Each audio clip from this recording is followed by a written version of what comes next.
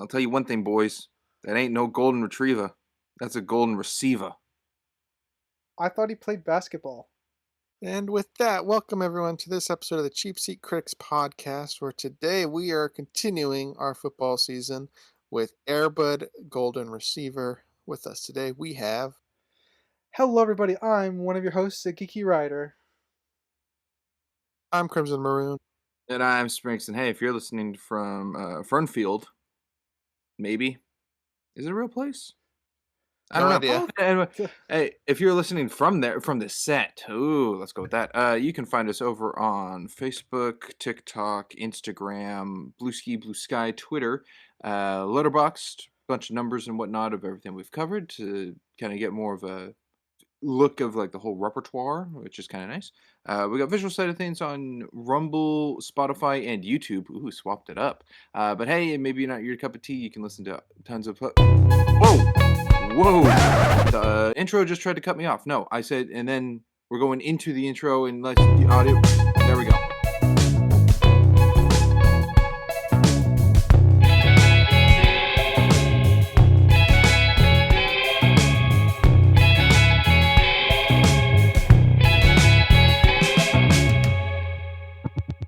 Boom.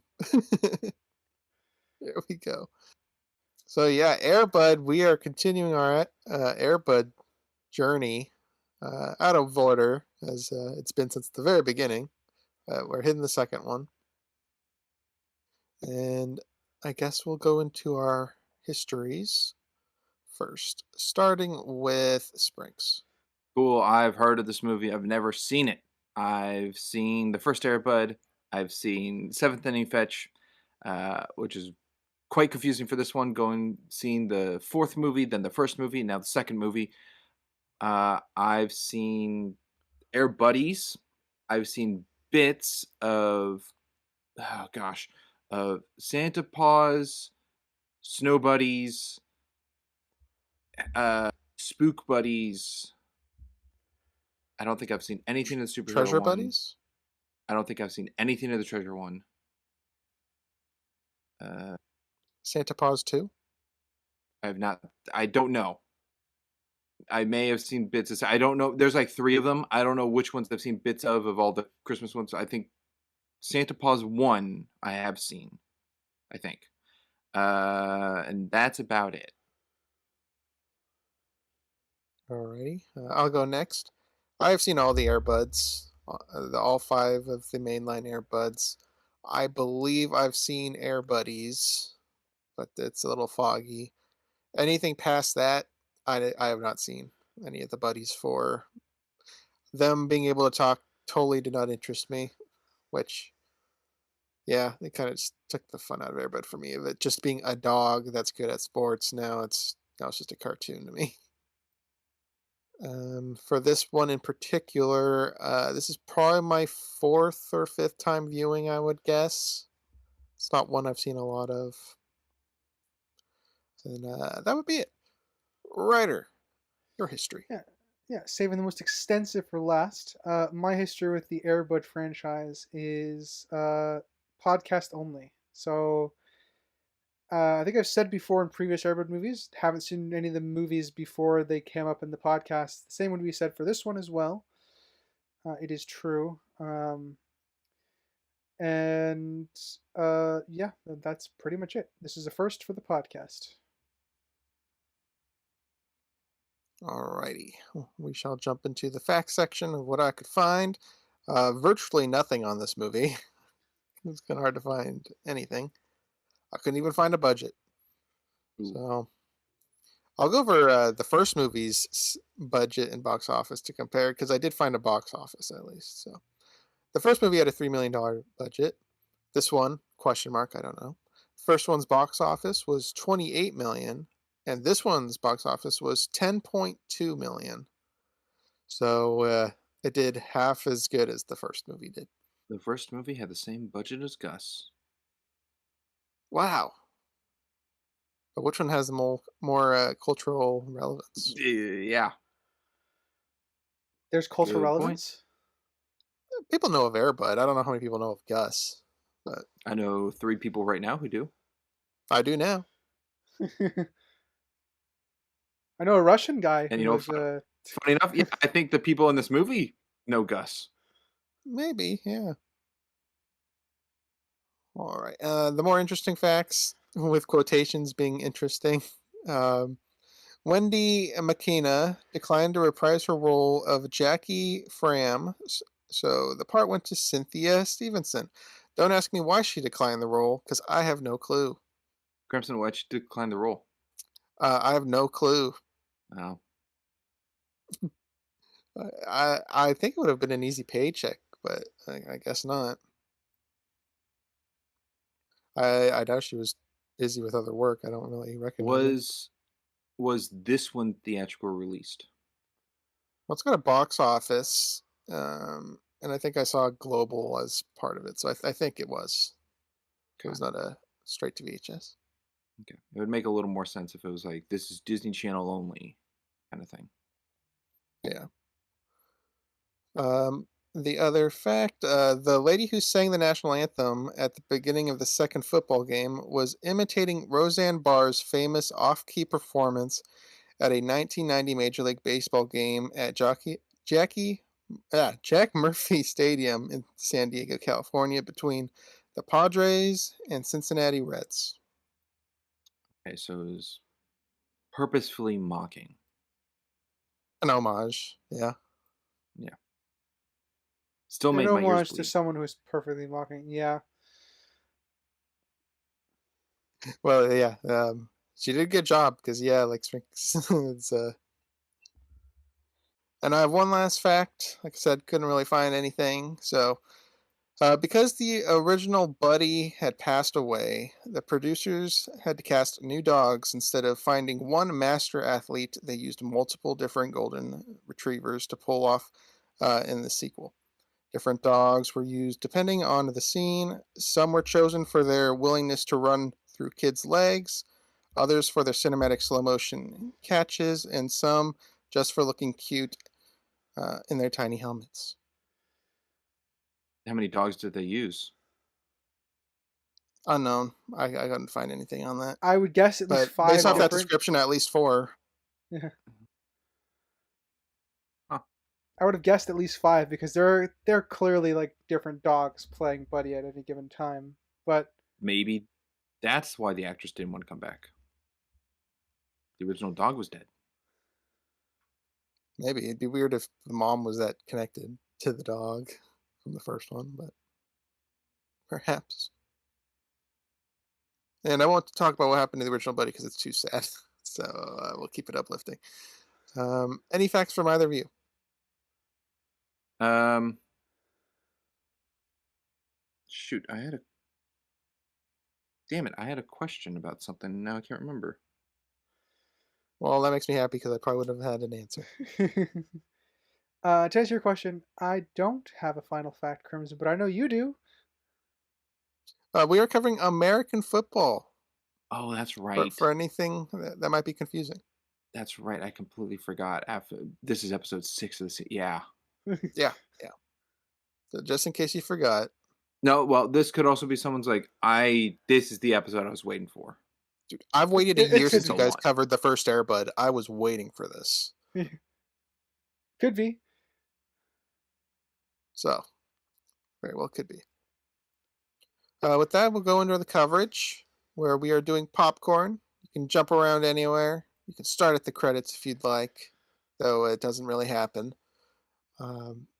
This time we will start with Sprinks. All right. Awesome. I'm glad I get to go first. And it's popcorn. So I'm not breaking a rule. You knew, didn't you? Does it start with a T? It sure does. I may or may not have known that later after picking this. Oh, after picking it. After picking this, you didn't remember that Tim Conway's in this movie. I didn't know anything about Gus starting the season, you know. No, but you knew Apple Dumpling. Oh yeah, but that doesn't really. We pick movies with different actors all the time. That doesn't really matter all that much. Yeah, but But for its how the connection to season has Gus. gone, of like things paired up to the next following thing, uncoincidentally, to then just be like, oh yeah, Tim Conway was in Gus and now he's in this one. That was coincidence. I didn't know. And for the sake that Gus is in this movie too. Also, didn't really remember that because I had no connection to Gus. So, Before we covered also it. coincidence. Pretty So good that stuff. was pretty wild how that lined up. I mean, this whole season as a whole, This is it's what kind of we, hard to believe that we did do it by random. yeah, Yeah. this is, yeah, I can't believe the audience. I don't think will believe us. Honestly, Being that it's been a perfect like connection, I don't think so. The only thing that's been off is like we thought we were kind of gradually going up of like, high school, college, NFL kind of thing. This one went to 8th grade. So it kind of went down. yeah, But we yet hit a still tied reset. to the previous film. Yeah. So Yeah, it kept up something. there's been Crazy. let's see the my other little thing is just like I think the 49ers have been mentioned in almost every movie except Remember the Titans. The Seahawks are referenced, I think, in 3 movies, and it's been an interesting Cleveland Browns, at least 2. yeah, Timberwolves, just the one. just Just the the one. one. Good point. Adams, just the one. I think the Titans would still crush the Timberwolves, to be honest with you. But With or without Buddy on the team. oh, we both know Coach Yost is going to scheme for defense for Buddy. The Oh, yeah. dog Grab is the the tail, dog. darn it. Okay, if we got the Timberwolves with Buddy against the Adams with Gus, who would win? Timberwolves, easily. They are not constrained to just a field goal. Yeah, I think Good point. I think the Timberwolves would beat the Adams mostly because you'll get more But the points scoring Adams touchdowns. but the Adams are actually, like, adult size against kids. That's also true. They're technically an NFL team. Um, But Would they don't Buddy have be good at kid nimbleness. I'm trying to think, would Buddy jump and intercept the ball that Gus kicks? Gus kicks pretty high. I don't think he'd be able to reach that unless he was Like, like right up on Buddy's a him. magic dog. He's not that magic. Also, wouldn't really consider Buddy magic. No, he's not magic. He's just smart. I mean, he's getting there with this one, and I see that this film also starts the trend of removable villains. What are you talking Ooh. about? What are you talking Ooh, about? great segue. Removable villains. Great segue. They are the worst part of this whole movie. Villains Yeah. that have no connection to the I plot or the I hate characters. them. I hate the villains. They remind me. So like the 7th inning fetch villains, right? They were entertaining. I got nothing for these two. Well, the 7th inning fetch ones seem to actually interject with the storyline and have, like, some kind of connection. These ones seem so apart from the other story going on in this movie. Take us to the Russian imbecile. That was a funny line. It it was so forcefully written. Yeah, I'm in agreement with that. He's not stumbling over his words all the time. Yeah, I don't know. The first one had a clown, and this one has the circus. It's kind of a random just throw in. Yeah, I mean they're not like the super villain level ones that we get in inning 7th inning fetch, but these ones are pretty close. No, but those ones are in here. They're the Yeah, referees, and right? they are Yeah. the refs.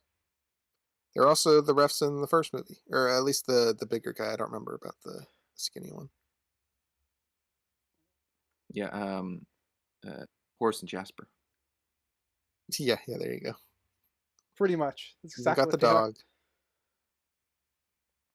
Yeah, but I hate the villains. Well, I guess we If might the as well villains weren't continue it. if the villains weren't in this movie, this would be a far better movie. I'm kind of in Probably won't agreement. disagree Yeah. with that. You disagree. Probably wouldn't disagree with that. Oh, wouldn't disagree. Oh, phew. Who Because man? the only thing they That was a add close is one. that the only thing they add is Buddy was absent at the final game, Yeah, or a slapstick humor. Yeah, I mean the which only because this film doesn't really need. it doesn't. The only thing that really needs to change, right, to remove the villains is just have Buddy go get Patrick. That Have was just about to be Buddy my fix. have Buddy sad that Josh ran away, and then Buddy runs away. I mean, if he ran after Josh, but if he just runs away, that doesn't really make much sense to me. Well, do it like Josh left, Buddy stayed because Josh said to stay, but then Josh and then Buddy noticed the mom grieving and really worried, so Buddy went to go look for Josh, but then Josh came back because of the coach, and Buddy's just out there looking for Josh and doesn't know where he is. And maybe happens upon Patrick as Yeah. a as like you need to help me look for Josh kind of thing. I could see that. So Either I'm these are glad we better all, than what we got with the clowns. yeah, and all the time that we waste with the clowns, we could just spend on like the inherent drama in Josh having to accept that his mom is dating as someone who Yeah. has a dead dad. Yes. That's a very good topic to kind of cover in a mature way, and I think that you could do that in this film because there's elements of here that work for that. There are. And the dumb villains interject that tone shift and break it up. I It's still hard to do feel give a like feeling as much as deeply connected of the father-son thing to Patrick and Josh when it's interjected with fish guts being spewed. they handled the like Josh worried about a new parental figure in his life. I think they did a good job with that. I think so, but it was a little rushed. It was a bit quick. I don't know if I agree with that. There were some scenes and I guess the storyline of the dating and Josh accepting, I think that were a bit quick because interjected with other storylines of like the game and then the villains. I mean, this is the span of an entire football season, so it's not just like a 1 week thing. Yeah, but on the level of like how much time we as an audience spend with them, that's I think kind of what springs as a meaning when it's rushed because while yes, time is passing, we're not seeing what they're doing in that time passing. We just have to infer that the growth is there. And for a film like this, and because there's a storyline that clearly wastes time, I feel like that's an easy area to spend more time. So Yeah. I And I know what the audience is saying. They're being like, but guys, if you got rid of the villains, you're going to get rid of the Gus scene. I think I'm okay if we get rid of the Gus scene. I know it's hard to Uh, they hear, but I think I'm okay I with it. think the audience is like, but guys, this is a kids movie, and the clown stupid circus stuff Don't, is the thing for the no, kids. no, do not excuse any aspect of a film just to overlay with it's a kids movie. I'm just saying that's what the audience could be saying. yeah, and the audience would be wrong. Just kids are capable of handling mature stories. I think Pixar proves that all the time. Um, I have a Yeah. question for both of you. Ooh, we might have Ooh. an answer. Did either of you read the plethora of newspapers that popped up on screen? No, just the big titles. Was this the thing where it was gibberish? Yeah, I read all of them. A couple of them were fully fledged, written out articles. Some of them were repeated paragraphs, and one of them was just funny. uh, Unfortunately, it's the one that shouldn't be that funny, and that's the one about his father. Oh ooh, Uh, gosh. I mean, it's all About talking about his father's history, about how Josh's grandpa was in the war and then died, and then Josh's dad took on flying because of his dad, and blah blah blah blah blah. did you find that funny? That's all good. No, but there's a line in it. Let me find the line real quick. Um, so Captain Fram, who's the dad, is best known for being the only man to break the sound barrier with a banana and a sports sock. Interesting. that's I don't know really why that was weird. in there. Break the sound barrier with a banana and a sports sock. Yeah, it's just fucking weird. But everything else in the article is talking about his Well, history. I can say I think most of the crew for this movie had a fun, goofy gimmick to go with it. The I whoever wrote it to include the villains silly, goofy thing. The cinematographer at the beginning of this movie really had a silly, goofy time. I knew you were going to bring up the I'd say too much. cinematography, especially in the beginning. Yeah, Holy. too much. Yeah, the cinematography bothered me in the beginning, and if it bothers me, that's usually a sign that something's either wrong, that something's kind of wrong. It was Well, so wild that it caused me to actually look who the cinematographer was. oh wow. I Uh, did not write down their name, but they did the first Airbud, which I would not have guessed. no, it's just not. Maybe they had more creative liberty, or the director's like, go crazy with it, Yeah, make it unhinged. Airbud's their biggest movie that they did, and then I think Gothica was probably their other biggest one. Oh, They did but Airbud I 1, this one, Air Buddies, and Spooky Buddies mm, in relation to this franchise. um at 3 minutes 19 seconds, showing that basketball game where it is The Warble stretched, Wobbles. yeah, stretched across the screen. Look, hurt my eyes. I don't know who decided to go with that. Wacky. It's wacky. Or The Dutch angles went nuts. the Dutch angles went crazy, but that I kind of expect a little bit of that in a Disney Channel movie esque. Uh, but this was not a Disney Channel movie, so it did feel like it gave the Halloween Town kind of feel a little. Yeah, but on But the I do level think the of Dutch Vista angles went a little Thor, too much. how do you feel about? Right, one more Uh, time. The Thor had more reason. Oh gosh, the whole movie's Dutch angles in Thor. Yeah. That's the stylized choice of that movie kind of thing. This movie is like it's not the whole movie, so I think it's a little overused because it's the wacky bit, the unsettling bit, the worry bit. Like they use Dutch angles for different emotions throughout this movie, and it's a little just overused to try to aid in a scene of different emotions.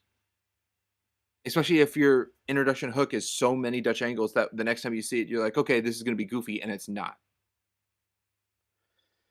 Yeah, I can agree with that. I also is it just me or was the audio mixing really bad in this movie? I actually this is a legitimate question because I couldn't tell from my Uh, version of the film that I was watching. no, there were bits. The worst thing that I noted down was when the villains were in the back room and the TV was on, playing like, "Oh, Airbud was at a basketball game," kind of thing, and Natalia's trying to talk to Popov while the TV's going on, and the audio keeps jumping between who's more important to listen to, and like one's louder than the other, and then it completely swaps. It doesn't gradually change to like focus on the TV more. It just like cuts between who's talking.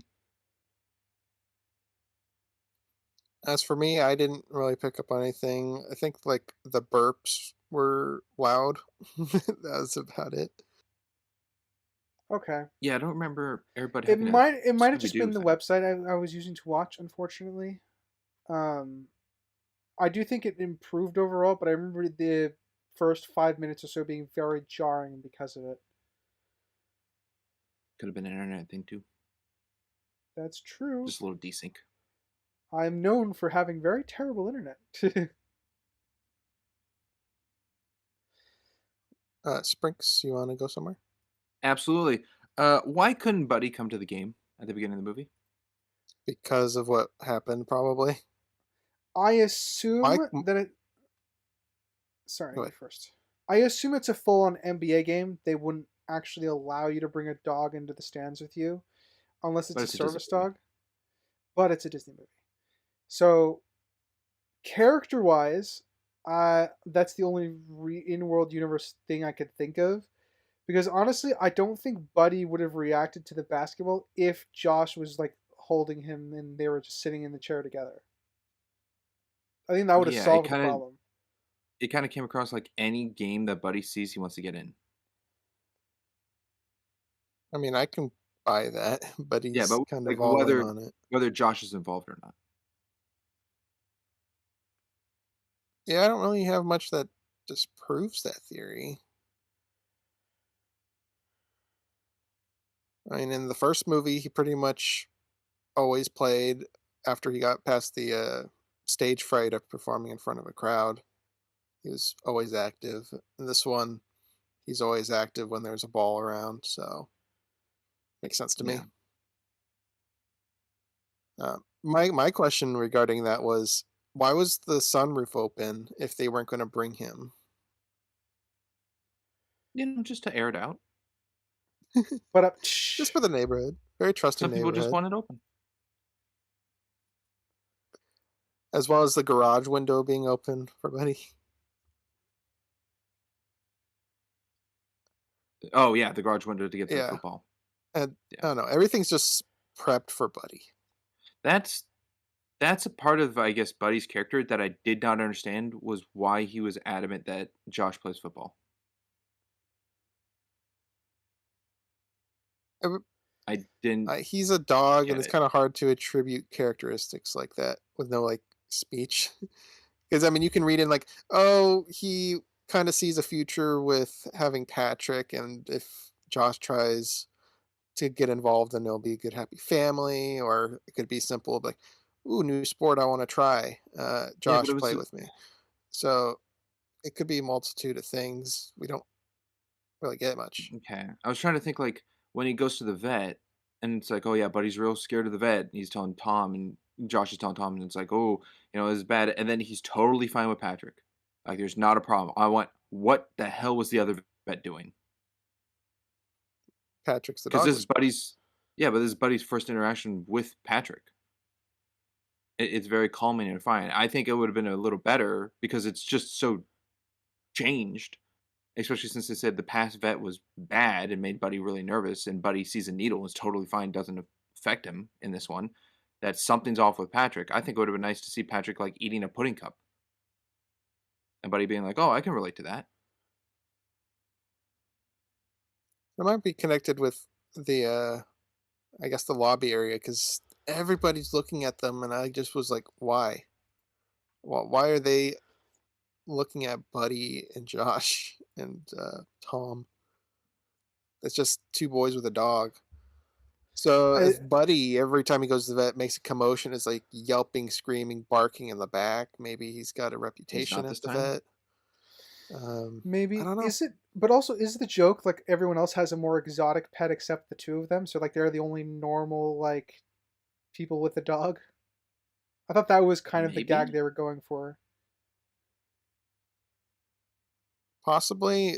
I didn't really fully understand it. Yeah, that could be a thing. I didn't piece that together. Hmm. I do have a big overall question because it felt very weird and off to me throughout the whole movie. And I I don't might know if the have an two of you overall got it. answer. It seems everyone in this town knows of Airbud and knows Air Buddy and a dog who plays basketball. It doesn't feel like anyone believes or has even seen Air Bud play a game. Yeah, The I only would. thing is, oh, go ahead. No, no, yeah, I have that chopped down to a bit of a world building problem because all the kids on the football team would have seen Buddy like do incredible feats in basketball, just because by virtue they're at the school.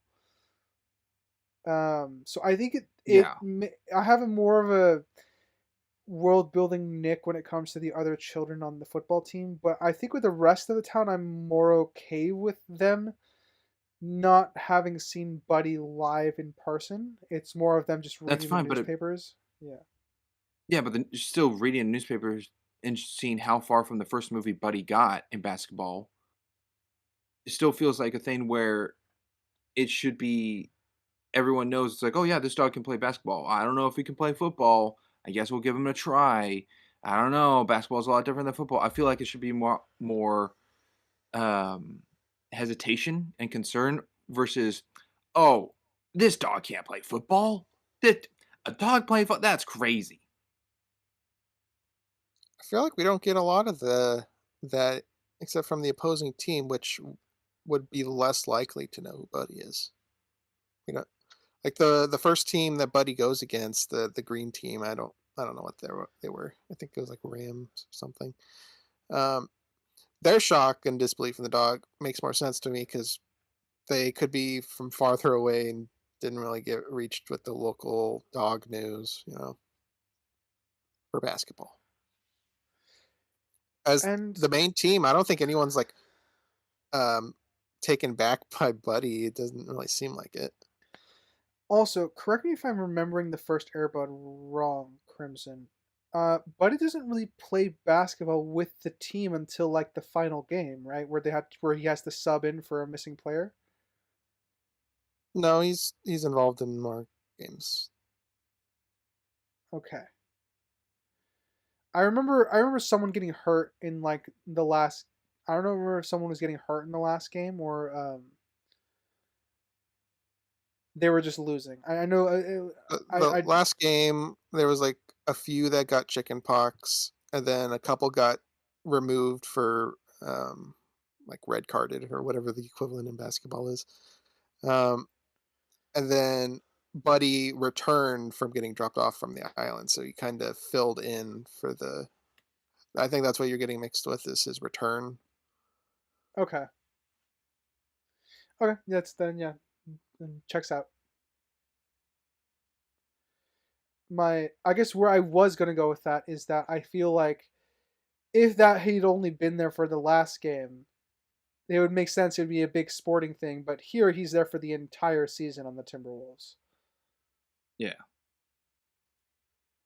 Also, I'm Yes. gonna call bullshit on a dog running into a field to grab a football and the ref blowing the whistle that it counted as scoring a point.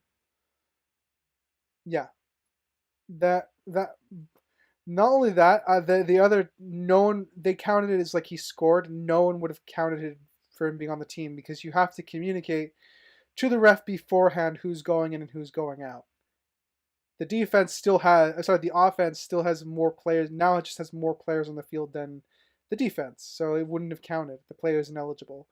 But it's for the Disney moment. It This is. film's also missing the rules. Like, Yeah. how come Buddy's allowed to play? Yeah. The first There's one the said they go in the rule book and like, well, there's nothing that says a dog can't play. Um, this one doesn't have that type of scene. No. yeah, Gus did it even better. Gus has that scene too. I would say that's that's Yeah, that's very much missing here. You need to give a even if this is like some fantastical thing, you do need to give a real world explanation why a quote unquote real world would allow this, whether be it through a Yeah. loophole or not. Also, the dog would be faster than the players, shorter in size. It reminded me of uh, the character of Yoda in Soul Calibur. Like it's just a smaller hitbox size to fight against the same roster of people. It's kind of cheating. yeah. I mean, Buddy only gets tackled once in an entire season, presumably. Yeah. I think it would have been cool if in the last game for the state championship, the other team has a dog. That would be pretty funny. What breed? Then uh, a dachshund. No, not a dachshund. Probably be like a Great Dane, or a Greyhound, maybe Yeah, I was thinking Greyhound. Fast. fast or something big, but just something in the line. So it's like, oh, now it's actually a matched game, like dog versus dog. That would be interesting. Um, But they I'm didn't do that. also I'm also in the camp that in basketball there are some deficiencies that would make it more fair for Buddy to be a part of the team. In an open field like football, I think Buddy has the advantages far outweigh the disadvantages because the fact that players get close enough to tackle a full-on sprinting dog is a little bit fantastical. Yeah, it also has a little bit of errors in some bits, just some continuity between shots stuff. Yeah. I So, found that additional fact I was going to bring up that I missed oh, okay. because I know some people around here would be interested. The music in this movie is done by Bram Wagner and not John Debney. And that means That means this is another episode of this podcast that doesn't have the music done by John Debney. bum bum bum. We only got 3 instead of 4. Instead of 6. Could have I been a mean, John I Debney season. guess. I don't know. Was he born yet for Gus? Oh, I don't know. Good question. I'll check. Fact check time. While you're doing that, I'll talk about the bad guys some more. Like Oh, I the love talking about the motivation. bad guys. Yeah, the motives. Let's get a great Russian circus going. By stealing famous animals. Great idea. Wow, we got this cool new Russian circus in town. What do they have? Oh, they have a football kicking mule and a monkey that looks like the one that was kidnapped and a dog that plays sports like the one that was missing. Has no correlation. Yeah, Great idea, guys. at Yeah, they least just got at talent. least they're pretending they're gonna go back to Russia, but no, the motivations are pretty It would, awful. it would come up still eventually. Um, I looked it up. John Debney was about 19, 20 years old when Gus came out. Hmm. Older than I would have expected. So he must be decently aged at this point.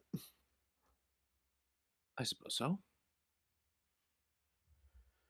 But to your point of, yeah, the villain's just grabbing animals for a zoo. Where's the Famous zoo gonna animals. be? Don't know. Russia. Oh, they're taking them all to Russia. Yeah, that's the plan, as far as I Ah. understand. If they're doing a traveling Russian circus in the U.S., that's even more questionable for what they're fucking doing. No, I think they're just there to nab the animals and take them to Russia. Yeah. I Because I guess Russia has no animal talent. guess not. Well, yeah, it's all in I was trying to Yugoslavia. think. Yeah, well, what is Gus doing in America? I was trying to think. The He's always in villains America. are for the monkey in the movie, the chimp. It Like, is this started with something an they A. had? Mortimer. That was Did his they name. have? Yeah, but did the film have like access to the chimp, and they're like, okay, how do we incorporate this into the movie, kind of thing? I Because don't know. it has almost as much screen time as the villains. I mean, I feel like a lot of the 2000s kids movies did have monkeys, just innately. I feel like I Yeah, saw a lot of stuff like that. the Not Drake and you. Josh We named Christmas movie the monkey has a Jack. monkey. Um, s- oh, and monkeys, if you're going to do like an animal centric storyline, are just easy because they can do human stuff with opposable thumbs and whatnot. So they're kind of easy to write plot devices for. Yeah, this is not Dunstan checks in though. Not what? Dunstan checks in. No idea. You don't know what? Okay, I still don't because you haven't explained it. it's a movie about a guy who comes to a hotel and he checks in his monkey, and then the guy who checks him in is the bad guy, and he befriends a kid, and the kid is the actor who plays Charlie in Santa Claus, and his dad in the movie is George Costanza from Seinfeld, and the bad guy is Claw from Inspector Gadget. Yep, never heard of it. Oh,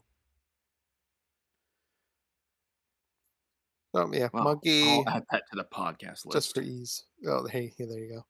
The extensive list, I'm sure. Writer. Yeah. The kind of a little bit more on the villains. And I'll go to a specific point, but the villain, the lady Russian, in a weird way, reminds me of a much more worse version of Cruella. I think Yeah, it's just she I wants to think it's get the just dog. I think it's just the red jacket she wears for the first half of the film And the shouting. and the shouting. Lots of shouting.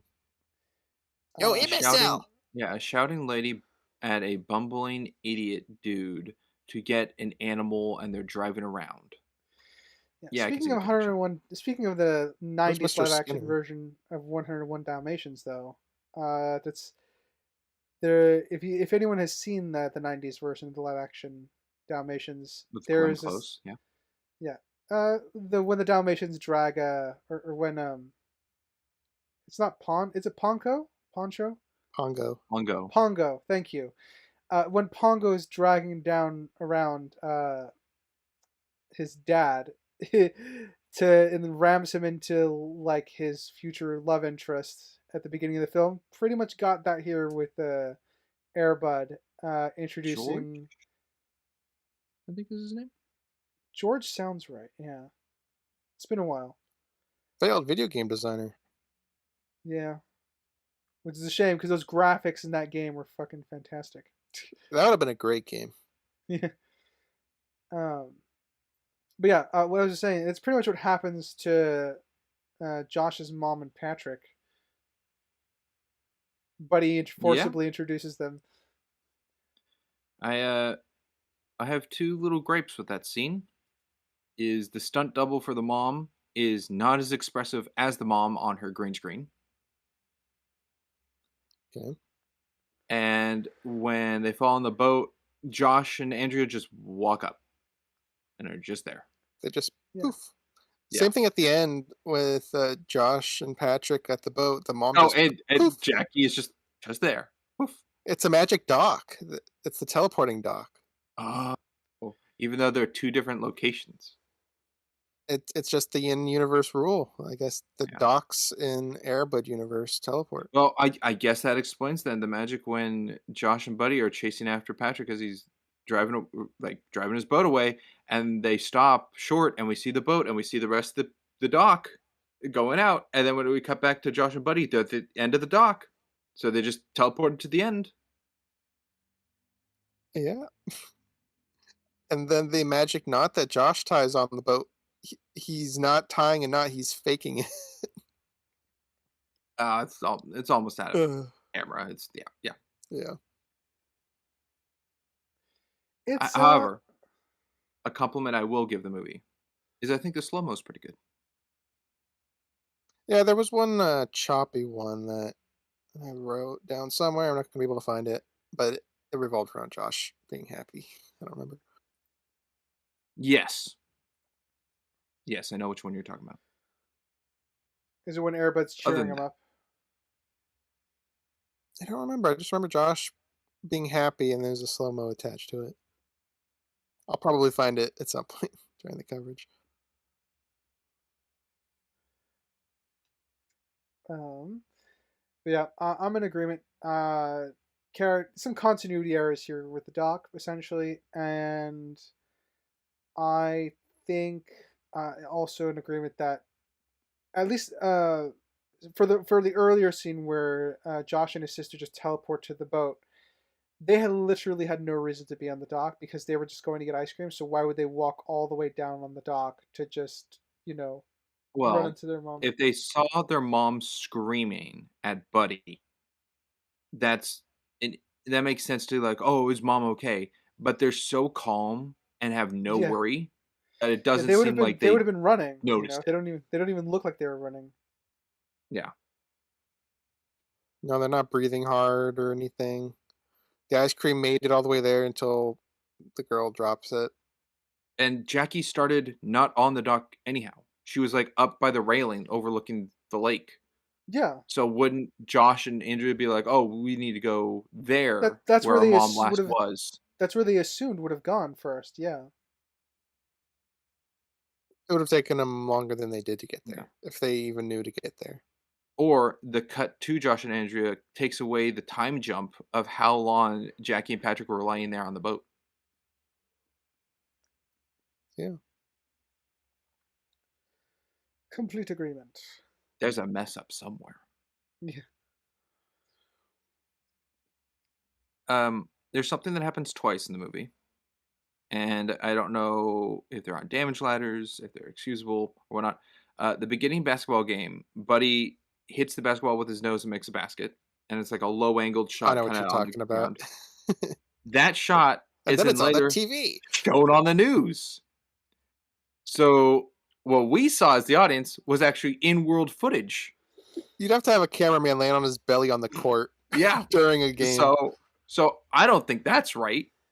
And then later, there's the montage bit where Buddy's jumping to catch a ball, and then it zooms out, and that image of the game is on the cover of a newspaper. So someone took that photo. That one's far more likely. Um, the basketball one, that one's nitpick, lazy. They they could have done a different shot, but they had to do that one, I guess. So I have that as a nitpick. The other one is more feasible, so I don't have Okay. much problems with that. I think I'm in agree. Oh, it's so lazy, and it's one shot. I think the first one I'm at a nick, Very but I fair. can excuse the newspaper bit.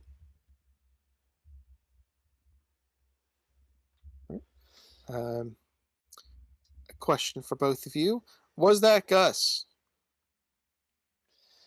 Oh, one of Uh, the animals change up? No.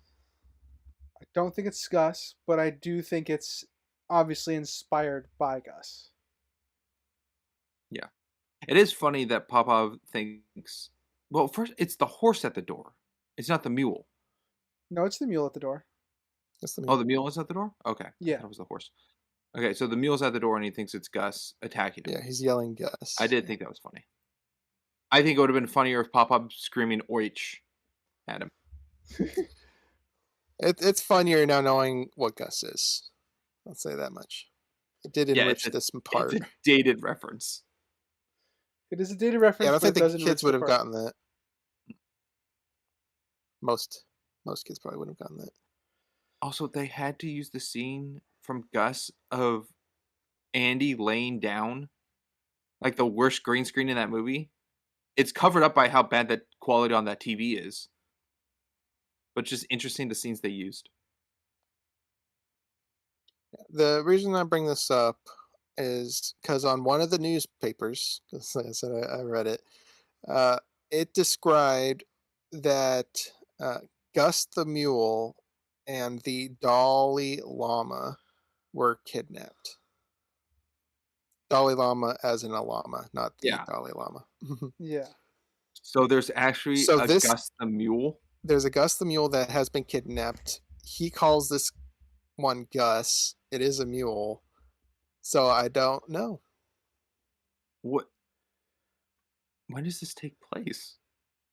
Yeah, it's not the 70s or 80s. When was Gus? 80s, 70s. Gus was 70s, 70s. and this 77, is I believe late 90s. specifically. And mules, I don't think live that long. Oh, I Gus never was looked 7 that up. because is the name on jersey thing was 77. Yeah, I don't know. Can someone look up So how old mules can live up to? I'll do it. Yeah. how old was Gus Probably in Gus? not Because he wasn't a newborn. full grown. Hmm. I mean, because mules are like a mix, and generally mixes don't live as long. Um, I would have liked. Mules can generally live up to between 35 and 40 years. holy moly, it's possible that that is Gus. Oh, but he Oh, hasn't aged a day. his muzzle Because is he actually painted. darker. Mhm. His muzzle is actually grayer. So, Oh, that would have been great if Andy on the TV said Oich and he kicked. Then that would have confirmed it's Gus.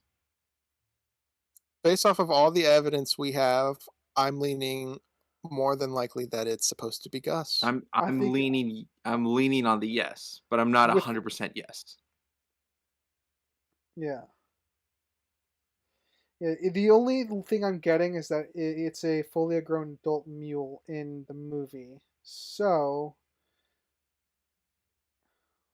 until a mule is This is fully over grown. 20 years after that. Yeah. The question is, I guess another question is the Gus movie a movie in this universe or history? Oh, is it like a documentary? Oh, well, then that goes in with Tim Conway. He's in the movie as Crankcase, but Different he's name not. though.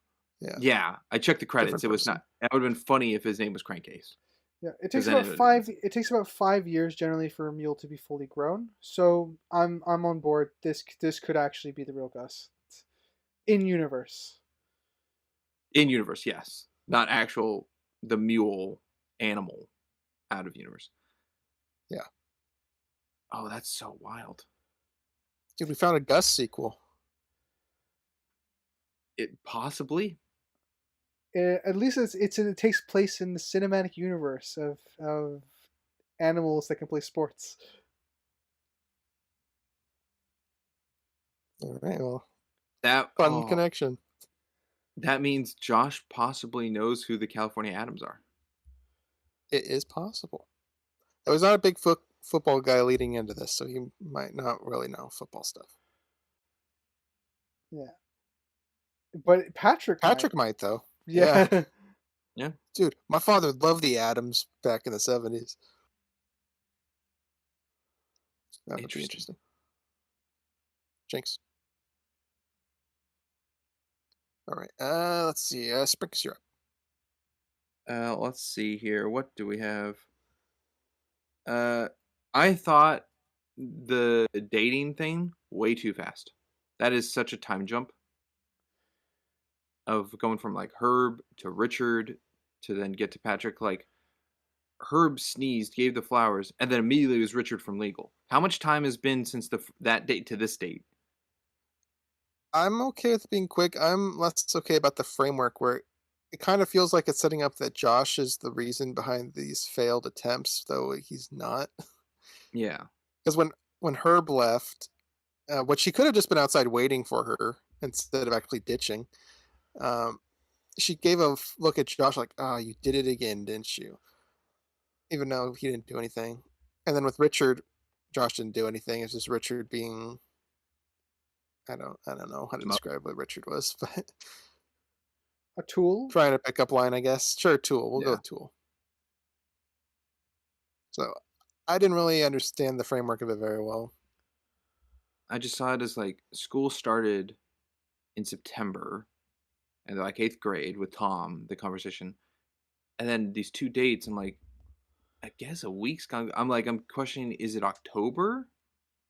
Because practice has already started for football. So I was trying No to think like Christmas the in this time one. wise. No Halloween. Yeah. If a Disney movie is like in October, I feel like Halloween's like easy to put in for something. So I'm fine with it because I mean she could just get a follow up date the next day. Realistically, it's possible. We just don't know how long the time is, and I don't think we really need it. Yeah, I mean, it could be a way to show passage of time. I just wish that was more indicative of what was going on. So obviously, he doesn't join football until later, but he could still be playing basketball. Like this could be the year later. I think we're a year later, right? Was it seventh grade in the first movie? I I don't think know if they so. mentioned the grade, but Andrea is looks more than 1 year older than the first film. She was just a baby in the first one, and this one she's walking around and stuff. Well, this is I'm leaning. This is probably 2 years. this is 2 years after. Well, Yeah. filmed wise, I think 97 to 99.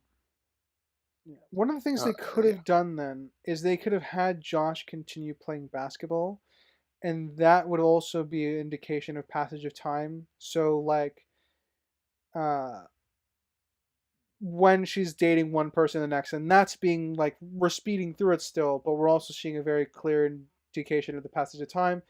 Josh is there like in his basketball uniform in one of the sit down scenes, and he's there again like having finished a game or getting ready for a game, stuff like that. So I think I don't have any issues with us speeding through it, but I do wish that it was better framed because, as you said, Crimson, it kind of implies that Josh is at fault, and it's not really true. yeah. Yeah, I don't know. It just seemed too quick to me.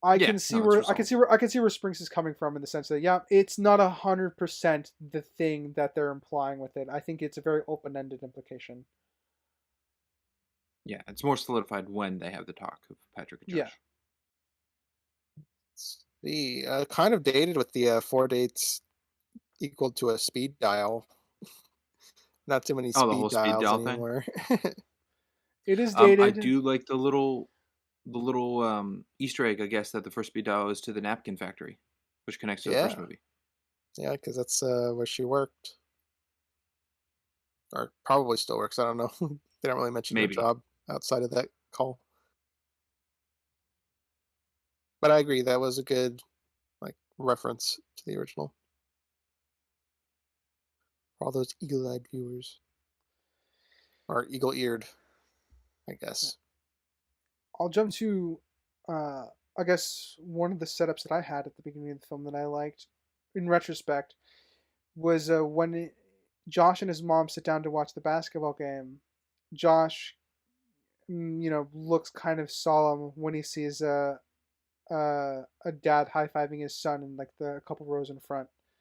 So there is some setup for his like still going through the trauma of losing his dad. Yeah.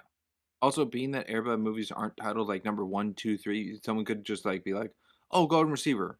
Like they don't know a connection or could be confused which one in the timeline this is. I think this movie still gives enough information on the passing of Josh's dad. Yeah, I think they did do that well. Something I think this is more of a personal want than anything the movie requires, but them bringing up the newspaper would, I think, be good. Like he's still stealing the morning newspaper. The kind of nod when he's in the kennel when he's got kidnapped in the van, like he's got PTSD from the first movie when he was always in the kennel with the clown. So I think they did good with the That would be kennel good. part. The newspaper part would have been a nice little cherry on top.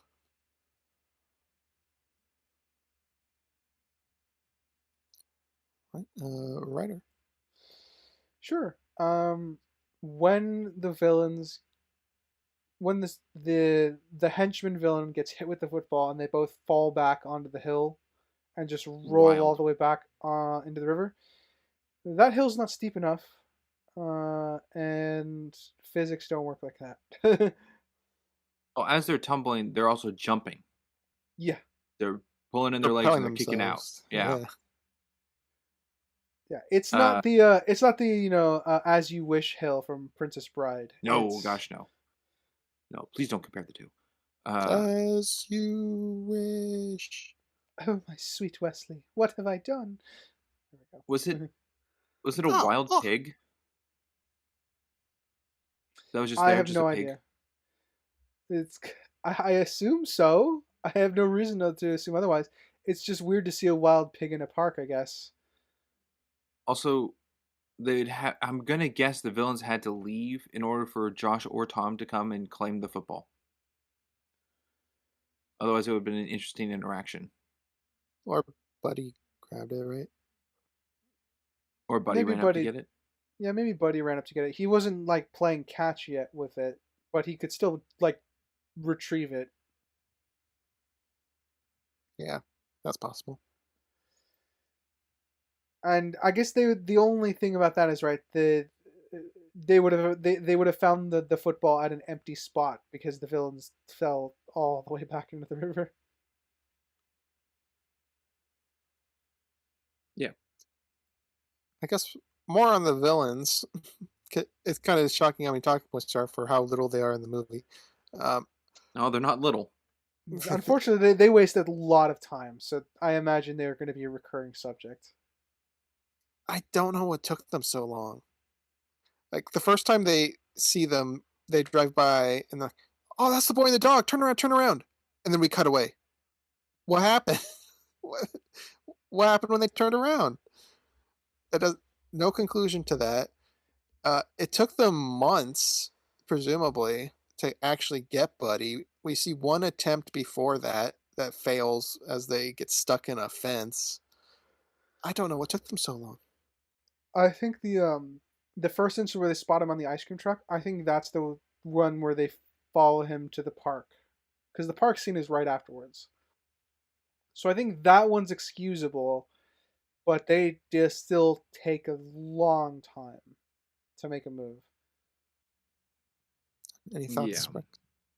No, it does just cut away from it to just give them the idea. Like they don't follow to know where the house is, or maybe they do and just cut. It kind of this movie does kind of feel like some scenes had more time to them, and they were just cut for time. Like Yeah, I kind of get I the can feel of that. I can see that. For me, it's just a lot of things here feel rushed, and I think that might just add to the feeling. That's also well, yeah, that goes into the like the pacing and cut and just like the emotional connection. Just they're quick Yeah. because they're trying to compile three different storylines all into one,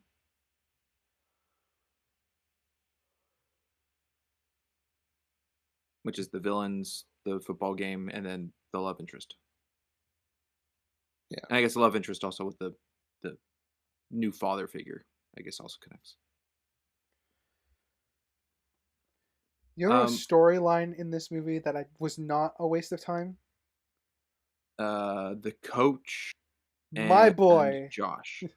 I was gonna say the coach. Yeah. They I was so worried they were just gonna repeat Airbud 1 with the coach turning out to be like a dick. Ooh, nope, no, no. They And did this make one, him like Rusty from Oceans in this movie. He's eating in every scene, yeah. so kind of his Um gimmick. But the train scene is probably my favorite scene in this movie. I just everything to do with the coach. I really love how he's characterized. How they're gonna fire him, but he's like winning's not all that matters, and that's something he reinforces to Josh. You're playing it for the wrong reasons. You need to have fun. And honestly, that's true even in the NFL. And obviously, the NFL is a business. But if you speak to the players, they talk about feeling like big kids. Like at least the best players, they always talk about feeling like kids playing a sport. So I that's something that I think rings especially true within at least the football world. So I like that the coach echoes that. I'm in it for the kids, not for the win. Yeah. Also, even with like the time for that train station scene, I like how short it is to get the message across. Like I think that's written very tightly and very nicely. Yeah, Where it's like, "Oh, do you love basketball as well as football?" And he goes, "Yeah, but," and like it gets the message of like you can love two things even though one's not around anymore or yeah. does like you don't do basketball. And I The thought that was I'm like, "Oh, that's great." I have nothing but praise for the dialogue in that scene because it gets across a very complex idea very simply to someone who's young like Josh and to other kids who would watch this movie. Because what's a lot of things that adults struggle to do is they struggle to, because kids are smart and you have to find a way to explain complex ideas to them in a simple way that they can understand or at least think closely about. And I think the writers and plus the coach's character really nailed that explanation and to help foster Josh like coming to probably a conclusion he was already leaning towards, even though he was planning on running away. Um, I think that's this. There's a lot of elegance in the simplicity as to how the coach is able to describe, just like you are able to love more than one thing at a time. How is it possible that you love basketball and football? Is Is it it possible you possible could to love learn this your power? father and Patrick? Yeah. Yeah. um, and I like I said, it's put in a very simple way in the sense that like when he's talking about like, yeah, Patrick's not going to replace your father, but it's still someone you can love if you end up liking him. Because that's also a very important thing. You can make your own family out in the wider world, and that's why found family shit always hits me sometimes. Um, so there's a lot of layers to that scene. Both go for the coach as a character and because it's set up that the coach would find him because as Patrick is saying, it's all my fault.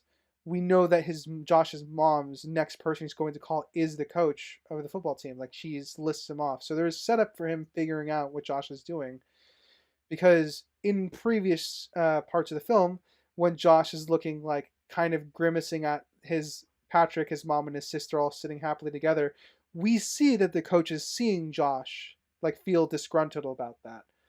So there's lots of good setup for everything that has to do with the coach interacting with Josh in every aspect of this movie. It is probably by far and away one of the my favorite aspects of this film. Touched on a question I was going to ask. There's no definitive answer, so it's just whatever you guys feel like. But did the mom ask him to go looking, or did he take it upon himself after he learned Josh was gone to go looking? Oh, I think he took it upon himself. I think the mom called the coach asking if he was there, and he went, "No, he's not here." And it's like, "Okay." And then she kept calling other places, and the coach took it upon himself because he told Josh, "Oh, when I was about your age, I kind of did the same, and this is as far as I got." Yeah, I that's Because I kind of think where I'm if he leaning as told the mom, "Oh, I'll go look where I think I know he is," Jackie would be concerned. It's like, "Oh, where is that?" and meet up there to go find him. yeah. I think what the coach would have said, I don't know, he's not here. I'll have a look. He could have said, I'll go searching around and ask questions, and he could have left it vague, even though he might have had a solid guess as to where Josh would go. Okay. Yeah. But based off all the sentiments, yeah, I do really like the coach in this. Pretty much every scene he's in, he's a great role model. Really good coach. I think I like him more than Airbud One coach, the replacement, the janitor who became the basketball coach. I would agree. And Yeah, I me too. like, yeah, and to mind you, I do like the janitor character. But he's much more one dimensional, I think, compared to this coach. Because this coach obviously has like pressure that's being put on him. He's kind of put in the same situation that the Titans are put in, which is they have to have a winning season or not necessarily win every game. And I think that outside pressure just adds another facet to his character because he's fully committed to his kids first, not necessarily to winning. So the fact that he still chooses to be committed to just like wanting to be a make sure the kids are like trained well, they're doing right, and stuff like that. I think that being his first commitment above winning, I think is a great thing to have for him throughout the story. Yeah, I mean, his whole talk with Josh at the station didn't feel manipulative. Like, okay, I want Josh back so I have a successful game and I keep my job. It's purely for Josh. That's all it was. There was Yeah, nothing for him. Um, the way he allocates the team, like you have Goose, the I don't know what his position was, but the kid that keeps getting tackled. If I was a coach, I would have him swap out with a different person. But Yes. he keeps him there because Goose wants the position, and same with Tom, except Tom kind of gets replaced with Buddy. But well, actually, no. There's two positions for the wide receiver, right? You got the left and the right. yeah. So I guess he wouldn't have been replaced. Yeah, it was very important to me to see Tom catch a pass during earlier games with Buddy because it would have made the ending a little out of the blue. And he does. We do see Tom catch a pass during in a game while Buddy is on the field. So I do appreciate that Tom is not forgotten. He's just obviously playing second fiddle to a better wide receiver uh, in Buddy. Yeah. Crimson, the kid who plays Goose, is that the same kid from Ned's Declassified? Like which kid? Not Coconut Head, but I don't know his name, but kind of like shorter kid. The Motormouth one? Yes. I Maybe. don't.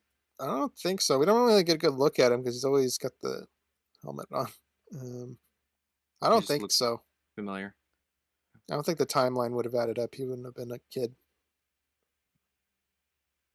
Also, that must be a soft, grassy field in order to indent the body into it That on that was dog I pile. think I think that is purely for the comedy. It did make me smirk a little bit to see like how first off, what a waste that everybody's dogpiling on him. That doesn't happen, but it's still amusing to see.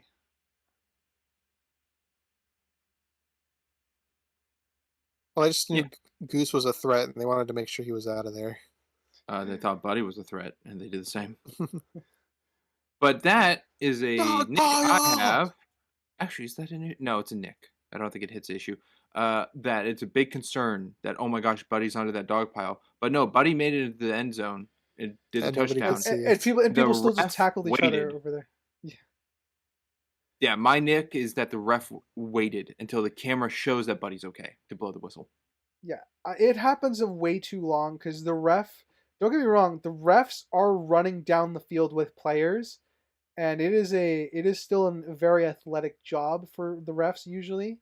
So but they because they were specifically running up and down field, and yes, a dog is much faster than a human.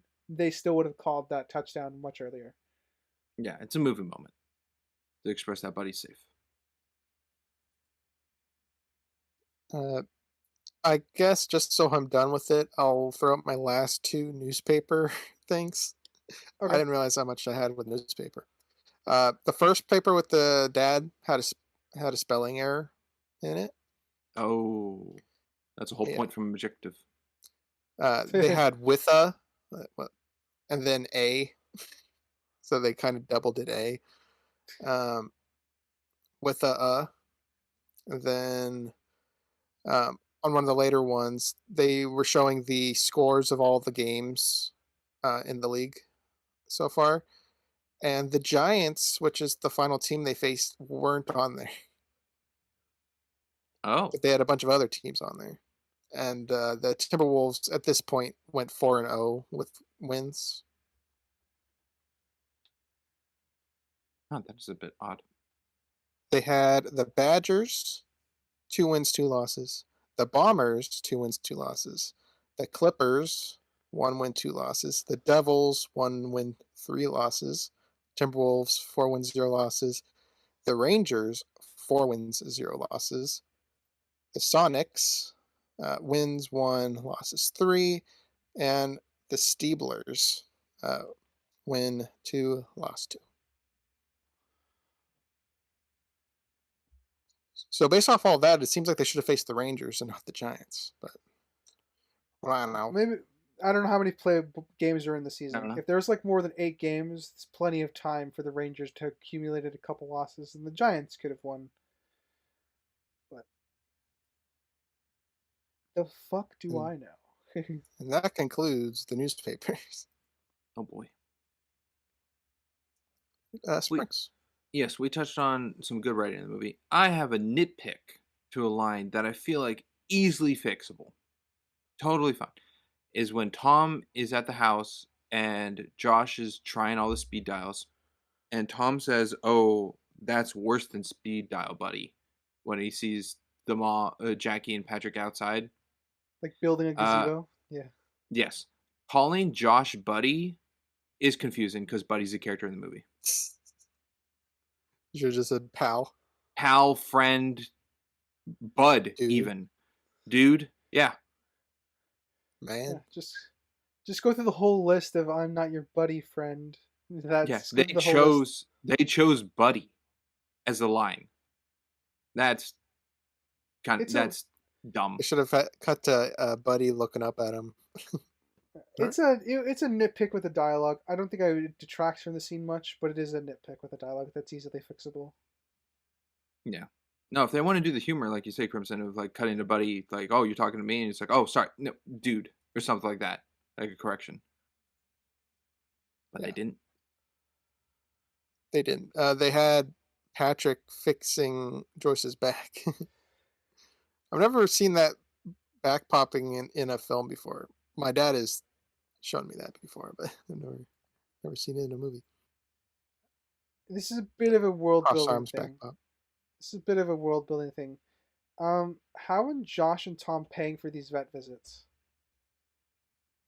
They're paying. The first one, I don't know. The second one, I can guess Patrick didn't On the charge them. house. Yeah, because there was Yeah, nothing really to check or do. yeah. The I feel like the first one, mom. however, I feel was like an the actual mom would have. scheduled. Yeah, the mom could have paid that one in advance. I don't have any issue with that. It's the second one where they came up with this as a on the spot plan, and the veterinary clinic is a business. Best faith interpretation is just their again, Patrick just let them off the hook with it. Yeah, even with, like, not doing the X-ray, like, And Yeah. nothing was.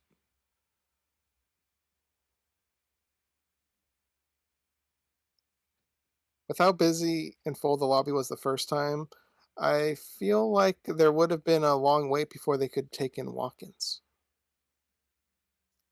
Because presumably they had a schedule, because they kind of talked about that earlier with Tom. Yeah.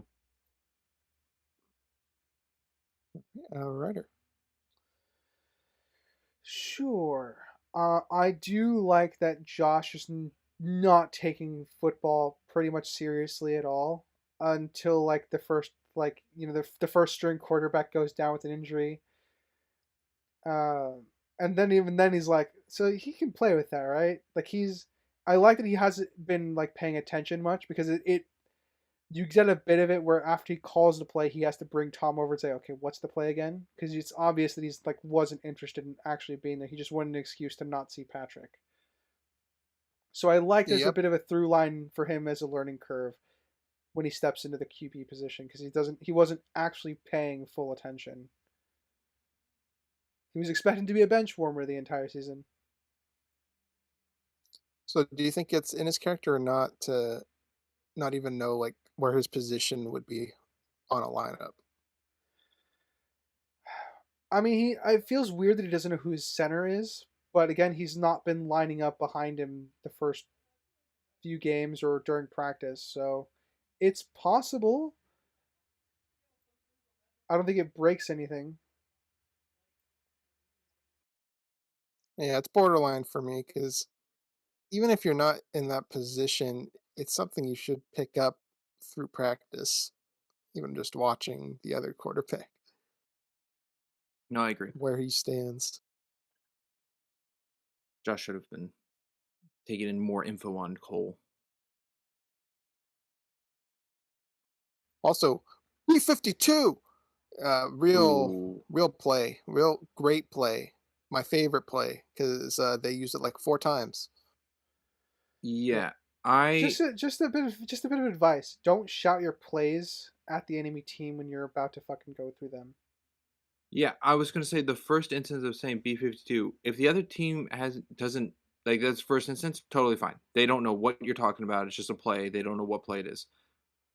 Going back after the fail and doing the same play and yelling the same thing to the team, they know then you're gonna run the same. Yep. And to be fair, like what's it called? Snap counts. They're called snap counts. Snap counts are like super fucking important in football. And yeah, they do not shout plays across the field for their teammates to hear. There's a lot of mixing hand signals sometimes if they're in a rush. Sometimes a QB will direct somebody if they're standing in the wrong spot, but they will never shout a play at the line like that. They have their snap count, which is like the hut hut hike thing. Some football players say different things. They say they time it differently. Uh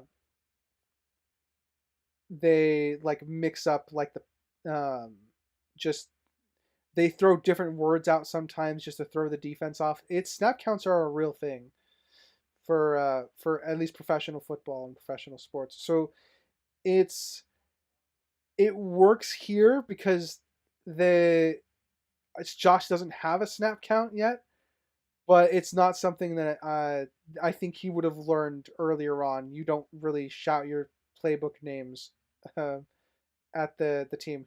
I'm glad we don't see it in any other part of this the any of the other games where he's shouting the play count. Yeah, just in the huddles. Yeah. Well, I'm sure coach is like, "Hey, Josh, don't be a moron. Stop shouting it out."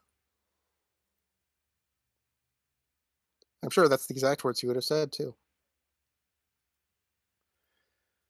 Uh, eh, I don't think he would call Josh a moron because his coach doesn't No, seem like that. But I'm joking. he probably would have Uh, said it gently or explained it. so timeline thing it didn't really add up to me. Is we have the whole training montage with Josh, and at a glance, it could kind of look like his first day because when he comes home, he's all tired out, and his mom's like, "Oh, what's going on here?" Uh, he has 4 different jerseys during that montage, which leads me to believe these are multiple practices. Yeah, that bothers me too. Because Josh's mom would have noticed that before the that single day, because it's played after that he's been practicing it for multiple days. yeah, it keeps changing. I mean, Just it's because not that's not the only jersey change. The what was the guy's name? I don't know his name, but the the play where the number 63 guy comes and tackles Cole, where he comes out of nowhere. But then we see the same guy when Josh is subbed in, who's like, "I'm gonna kill you," like indicates it, but his jersey then says 35. So that's just another jersey swap. I'm glad you noticed that because after watching it, I was like, "Oh, I really should have paid attention to the characters' numbers." I'm glad you picked up on one of those. Springs Point. Oh boy, Springs Point. Let's see. Um, I guess the practice they just make it look more dumb than it needs to be. I feel like even though you're failing, it doesn't need to make the team look incompetent without Buddy. Because the practice, like the guy falling over the tire, and then everyone behind just keeps tripping over the same dude. It's like, oh, I see, 6 people on the tires. I'm gonna try going through the tires. Like, stop, help your team. the Or benefit of that is it could be the first practice, that one specifically, because I don't think that happens during the montage. it's That is the first football thing we see. it's the first one we see, but we know it's not the first practice because Josh asks Tom, practices are still going. Not are they coming up? Okay, Yeah, and all right. Tom went up to coach. He's like, "Is there still room on your team?" Yeah. Which means the team's already been formed. Well, all right then. So even though this is the first one we see, it's not the first one there is. Also, when Josh is practicing and gets tackled, it's both a red jersey and a blue jersey. So his own teammate tackled him with the enemy, or like the player on the other side. Well, they're not really consistent because they have white jerseys and Well, there's no, I another mean like one. they actually put like um practice jerseys over, like indicate like you're okay, you're on this team, you're on this like your offense, your Yeah, defense. yeah, that's what I'm talking about. Okay, Yeah. both tackled, not just necessarily like they look different because of their training. Um, I guess to touch on a point Sprinks you made earlier, but a little tangential, and that's Josh's surprise about Buddy playing football. That was the one that stood out to me as why is Josh surprised? Especially since Yeah, it's just Buddy catching a ball. That's thank you. something a Yeah, bunch of dogs can do. That does not I find translate to him no, I playing. Yeah, find Buddy playing football way less impressive than Buddy playing basketball. The push-ups were impressive. I'm impressed that he Yeah, understood the play calls and where he's supposed to run exactly. yeah, because Buddy's smart, but it's also just a dog catching a ball and running. or being handed a ball and running. Yeah, Yeah, I agree. It's not shooting a basket or hitting a baseball with a baseball bat. or Buddy tossing the ball to another player. That would have been impressive. Yeah. I We mean, do see Buddy him tripped tackle a someone. couple times. Yeah, Well, he We tackles see once, he it. trips once. Yeah, the last tackle he does in the film bothered me because he's an offensive dog. Unless he didn't get called out for the defense. So my only assumption is that Josh threw an interception. Well, he did do that once already, so it's Yeah. possible. Did this movie reuse shots? I mean, there were a couple like bud catches that I couldn't tell. Outside of that, nothing really popped out to Okay. me. The one that I think is reused because same with that I don't know what they call it, the low angle slow motion sky shots of Buddy catching balls. Don't know if those were used, but the one of Josh showing his throwing arm of the ball up in the air spiraling, I think is reused again, passing to Buddy. Hmm. I don't. I don't recall them being somewhere. I mean, there's same motions, so it would The really ball just is come in where the the same camera position. placement is. I'll take your word for it, but nothing really comes to mind with it. Okay. Spreader. No, Spider. Sure. Spider. Yes, Uh, Spider. Yeah, No, Spider's not here.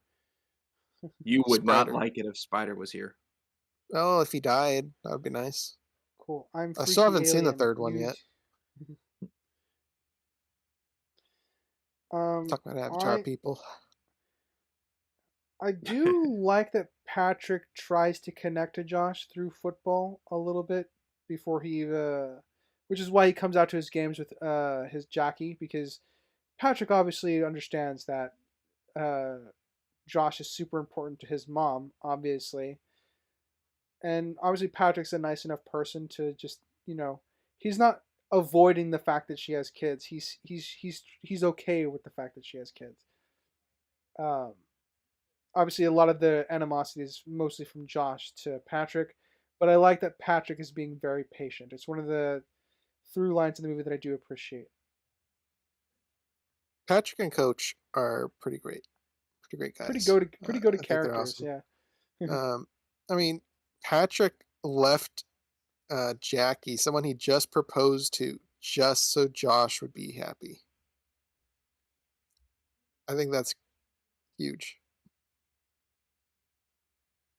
Mm. Jackie's downplay of like, "Oh, nothing." I felt bad for, I felt bad for Patrick. That whole ruined proposal kind of sucked. Ugh. That was a terrible proposal. It was really bad. Well, they don't Especially all looking have to at be on your knee in a It doesn't well, not no, all, but stadium. yeah, but compared to American Underdog, as like the best scene in that movie, this one is it was like it it works felt for an in the pressured. moment thing. Yeah, it works Yeah, for this an was I in the more don't moment think thing. so. personal, I think. I don't think so. This felt pressured of like, oh, you have to decide to marry me or I'm gone.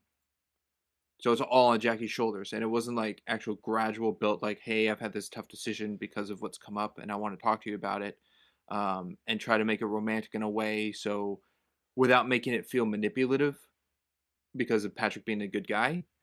But this just feels so rushed of like an emotion change. I agree it feels rushed. I will say that. I'm fine with the proposal itself, but I will agree that it feels rushed. I It mean, just it was that, or felt just be pressured. like, "Hey, Jackie, I got a job. I can stay here. We can try a long distance thing." Doesn't have Yeah, much of an impact as yeah. I feel the like proposal. the proposal is there for the shot of the ring fading into Josh in the background. That's why I think there was a proposal scene, because they're very proud of that shot. And to be fair, it is a good Yeah, but shot. that doesn't make it better. That makes the Yeah, scene yeah, about Josh's emotions, not about the love of Jackie and Patrick. yeah. I mean, there are tertiary characters, but I agree. I think it would be more important if they had a discussion about how they would want to progress the relationship, like should I take the job, that sort of thing. Because they could have the discussion of marriage and Josh get over here and still get mad without needing to be a proposal. So I will agree the proposal itself is rushed, but I think the topic of marriage is okay, considering it's been several months at that point in the story. Where do you think it is, Ryder? Like, what month are we in? I would say we're on month 3, easily, because I don't know how long the football game seasons are, but I Okay, assume so they met in September and we're in November. Yeah, November trading towards December. That's probably where I would say. Okay. Um, so there has been enough time to passage for a proposal, but again, this ties back into the scene for we the audience aren't there for that, so we don't see the growth. So that's the what helps add to it being a rushed feeling to the proposal, which is why I'm more inclined that they should have just had a discussion about the job. Do they want to get married? Are we ready for this? And then have Josh overhear that instead. I think that would be more in character for all of them. Sprinks, clearly you don't care for it that much. Is there any damage ladder tied to this, or is this a subjective? Like, I would prefer something else. I think I have it as a nitpick because I'm fine at any point, I guess, after a date for someone to propose if it feels right, connection, chemistry, whatever. I mean, a lot of Disney movies and princess stuff is like, oh wow, One you kiss, we're exist, and married. I just met you. Perfect. Let's get married tomorrow. Um, this just felt very much so like Patrick has the news, but it hasn't been shown that he's been like dwelling on the news or got a call earlier. Like it's very abrupt to us, the audience, that this is happening for him. But his decision of like, oh, do I choose Jackie and the family or do I choose a job, isn't something of the character of Patrick we, the audience, necessarily need because Patrick's not a main character, but he is present in the entirety of the movie pretty much. So that kind of struggle would have been nice for a previous scene of like him getting to the house and like having the case in his hand and put it in his pocket. And it's like, oh, he's gonna ask or something. So it's like a build up and a foreshadow.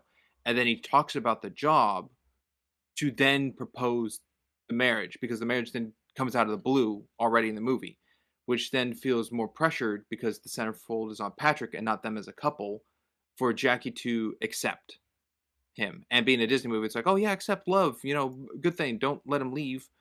But it is started off with the scene where Jackie's making the cake for Josh. So the center point of the scene then is on Josh for his birthday, or the celebration because it says Josh and Buddy on the cake. For then Josh to enter to see the situation at hand because he's been the focal point of Patrick of like, is he cheating with the womanizing thing? Is it going too fast? How does he feel about like a new father figure? So it's all the scene feels more focused on Josh than the relationship of what it should be of the scene starting off of the two characters of Patrick and Jackie.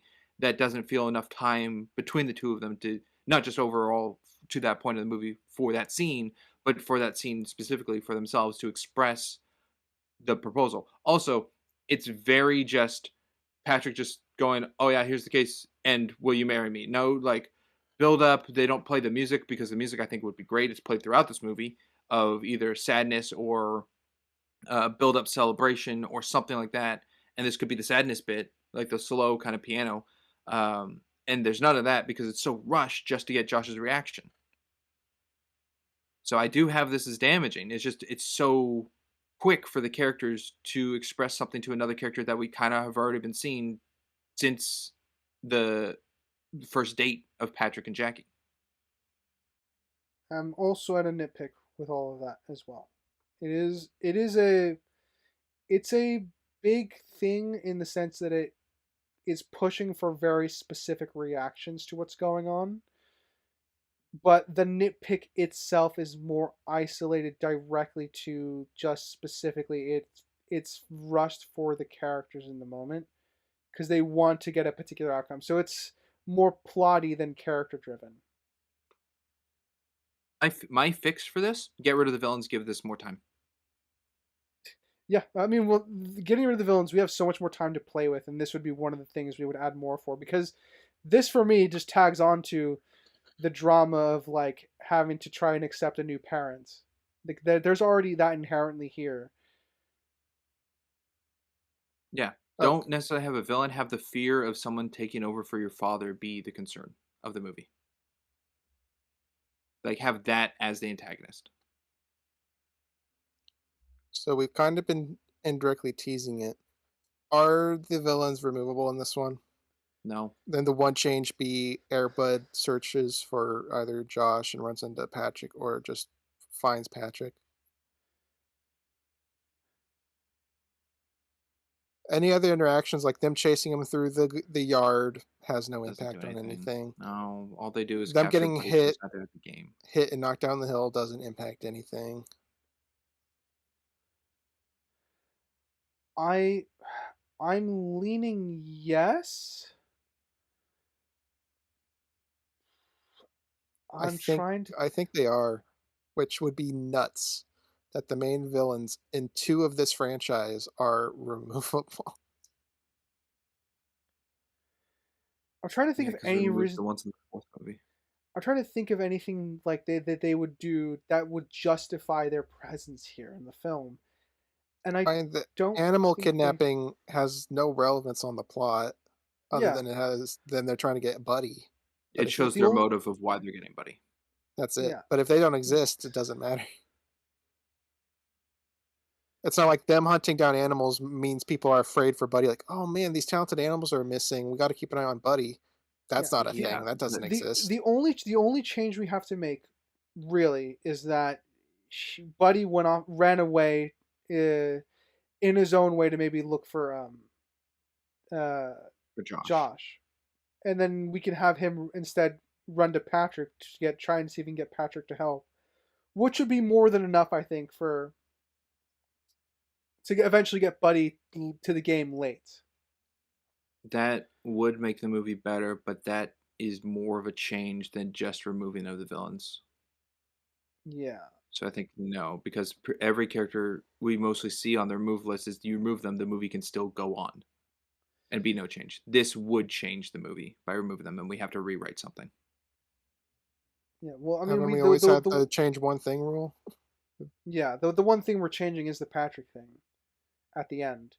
I think everything else is can function as normal. I'm just trying to think like the dad and Big, nothing changed. Daphne and Alien Vision, nothing. Uh, what was the lady from Shaun of the Dead? Is that another one? The friend? Yeah, Yeah. I forgot her Like that name. was nothing. Well, This we feels like changed. Yeah. something. Well, we We removed a changed. lot of the Twilight family members Oh, from the all final the episode. ones from the last movie, like all the add-in ones. We got rid of a lot of those. Well, yeah, they didn't Yeah, do anything. They fought in the battle Do they? they do. in the They're just background. there. Oh, it's a full on fight for that final battle. Yeah. But Um, but we have discussed we can remove a character with one change. And I think this one change is justifiable enough. Just feels like a big change. it is. I mean, we had the same reservations when we were talking about Airbud 4 because they also take up quite a bit of the film. They have no direct correlation to the human side of the story. Just like this, the villain stuff is directly just Bud. There's nothing else.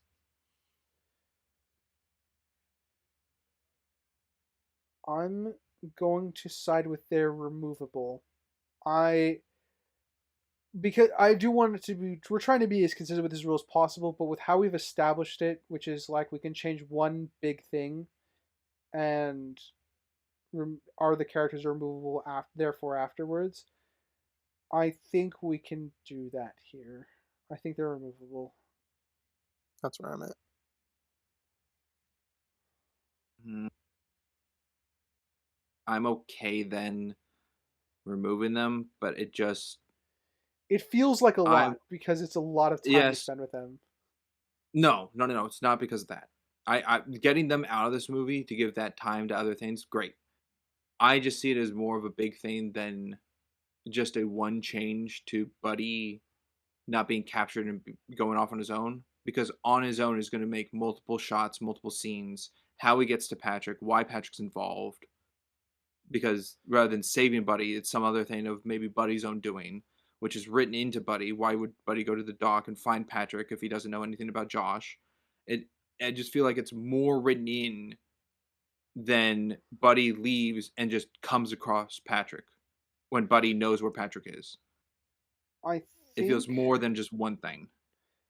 well, what we can do is we can have them be removable, but I think we actually should table this next part of the discussion for recap because it might be worthwhile trying to nail down the consistency of our rule of making removable characters in one change rule. It would be worthwhile trying to pin that down to the wall in the same that we have now a functioning damage ladder. So we can have that as a recap discussion to see if we can to see how we feel about that, and potentially we can revisit other removable characters and stuff like that too. Because it's kind of where I'm leaning on this. I think it's removable based on the loose standards we have right now. But if we want to tighten up the standard in any capacity, we can probably handle that in a recap. Okay. But as of now, bye bye Russian guys. Yeah. I'm at like a 60-40, I guess, right now. Nuts. That's crazy. I just feel like it's more than one change. Well, not regarding your statement, just that the bad guys Oh. can be removed. Oh, yeah, just the 30% of this movie gone. I don't know. Yeah. For me, I think it's still the Daphne one. That's the craziest change to me. The removable character to me. Well, that's quote unquote a main character. I know. Let's see. Speaking of main characters, Josh, I feel bad for Josh because his whole family changes throughout this franchise. Andrea is played by someone different each time because she's getting older. The mom is different from the first movie, and then Patrick is different from the fourth one that we saw. Oh, the fourth one was Patrick? Yeah, I Yeah. double checked that. The His fire name- he's Patrick. demon dude? It's supposed to be Patrick. Yeah. It's Oh. funny because I didn't recognize it. I'm like, wait, is this actually like? I actually did look it up because I didn't think that they were the same person. I'm like, that's interesting. I wonder if Jackie gets divorced or something. And I found out they're the same character. I'm like, oh, they are. It's weird. Josh and Buddy are the only staples in this family. And even Buddy technically gets swapped. How about Headbutt Boy? Oh, Weeble? Sure, I never wrote his name down. I think that was his name, Weeble. It's exaggerated, but it's comedic. Just as it's comedic, every time we see the number one QB, we see him like lifting weights in his hands. Oh, Cole. Yeah. Lifting weights, brushing his hair with his fingers. Top dog. Yeah, then he dislocates his shoulder, but he can still play. Right? Yeah. Coach? He can just throw with his other arm. There I guess I didn't actually establish which arm, but there is a QB that's famous in the NFL for being ambidextrous, and he really fucked up some defenses until they realized that he was ambidextrous. I'd imagine so. Yeah, that's pretty big. Based off of what I've learned from Blindside and how important a left tackle is. Hopefully, I Yeah. got the position right and I didn't just screw up that. Nope, thumbs up. You got it right. Hey, I did learn something. You're gonna be football experts by the end of the season. Oh, I learned a I lot probably from this won't. one. Did you know Yeah. dogs can play football? I learned anyone can run onto the field and score a point for the team in a middle school game. There you go.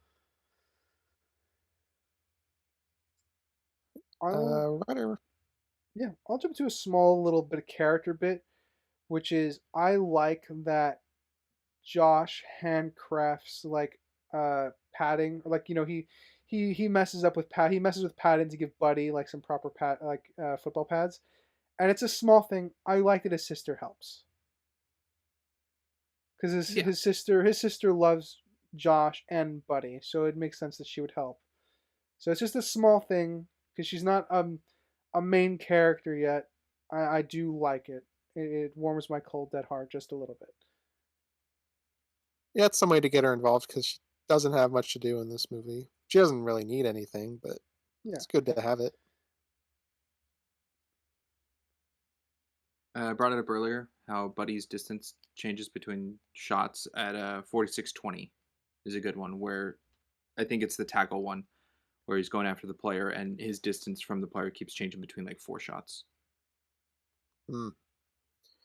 I'll piggyback off that as well for another continuity error, also with changing distances at 33:24, and this is with the ice cream truck chasing Buddy. You have a group of kids chasing the truck, and then you have two pedestrians just walking in the background. First shot, they're walking across the street next to the kids, and then the next shot, they got reset backwards further away, and then Yep, walk into where they already would have been. that's true. They have moved. I think that was the only continuity error I caught. And that concludes my first page of notes. Ooh, how many pitches to notes do you have? Two, but we've been jumping around, so I'm sure a good chunk Ah, of page two's probably used up. Springs. I think the cheer of "How are we gonna play rough" is good. I think that's clever. Rough, rough, rough. Yeah, The K9, what was that called? I didn't write it down. K9 Knockout. That was the Oh, name the of the play. play. Yeah. Yeah, it is a fleet flicker reverse pass. That's what the announcers would call it. Not a stick and nod. Have we seen a stick and nod this season? I don't know. I don't think so. Which is okay. Yeah. Next time we do a football season, I'm sure we'll get a Yeah, stick find a and nod. movie that has a stick and nod in it. Yes. uh, a Facing the class. Giants, I'm sure. Yeah, I wish the Timberwolves were more functional without Buddy because they have to. Their defense is like absent the whole game. So the one thing that's inconsistent with me as far as the games go is that like they're down 35-10. That's completely unrelated to whether Buddy is on the field or not. And somehow the opposing team doesn't score at all while Buddy's playing on the offense. I suppose that's true. I guess the only caveat is post, like, believe pep talk. Now they're good. I don't Yeah, know. yeah, which is fine. I just wish the scoreboard was a little bit lower to reflect that the defense was doing okay the entire time, and the pep talk could have worked them into that. But being blown out 35-10 is by the fourth quarter is usually that's where a lot of people will just kind of throw in the towel for a game. Um, so it's one of those. It's a personal nitpick. I think I don't think I have any objective issues with it. I just the only objective issue I can think of it really is just with world building. The defense was doing nothing, and now they're magically like the best thing on the field.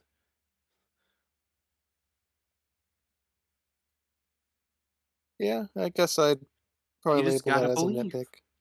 That's all you gotta do. It is a good. I think it's a pretty good motivational speech within the context of this film. Oh, coach, you gonna tell us another story? You better believe it. I love it. Like they were like so annoyed with it, but then it was actually a good speech because the coach is actually really good at his job. There are parts of the coach in this movie that I thought he was doing like a Danny DeVito impression. I kind of can see that. He's kind of got the mannerisms. Though I don't think this would be the same movie if that was cast as Danny DeVito. No, I don't think he could do like the serious talks Oh, he could. to the same level. I think so. I've seen Danny Mm, DeVito be a serious character sometimes, but I will Yeah. admit it is hard to see him in that light. Harder to see him in that light. But a lot of comedians actually make a good transition to really dramatic actors because comedy requires a lot of chops that people don't know about. The Jim Carrey Big Three: Truman Show, Eternal Sunshine, and The Majestic. Did Jim Carrey start I off as a comedian or an actor? Oh, as a comedian on oh, what was it called? Something color. Fred. Go what it was Yeah, called. I got nothing. I don't have Jim Carrey lore. Yeah, it's hard to find clips of it. Um, so I guess good acting on the principal. I don't know who the lady is. The one that does the national anthem. She comes She, across as a principal, or at least someone who's like in She's the the upper principal. echelon for the school. She is the principal. Yeah. Okay, you know what? I actually it makes the scene more meaningful then, because she doesn't want to actually fire him, but the board is going to force her hand. yeah. Football's not as big anymore, which, according to the last game, isn't true because a lot of people are there. But they In do living have a color. dog this time, so They have a In phenomenon living to color. unite That's what I was people. thinking.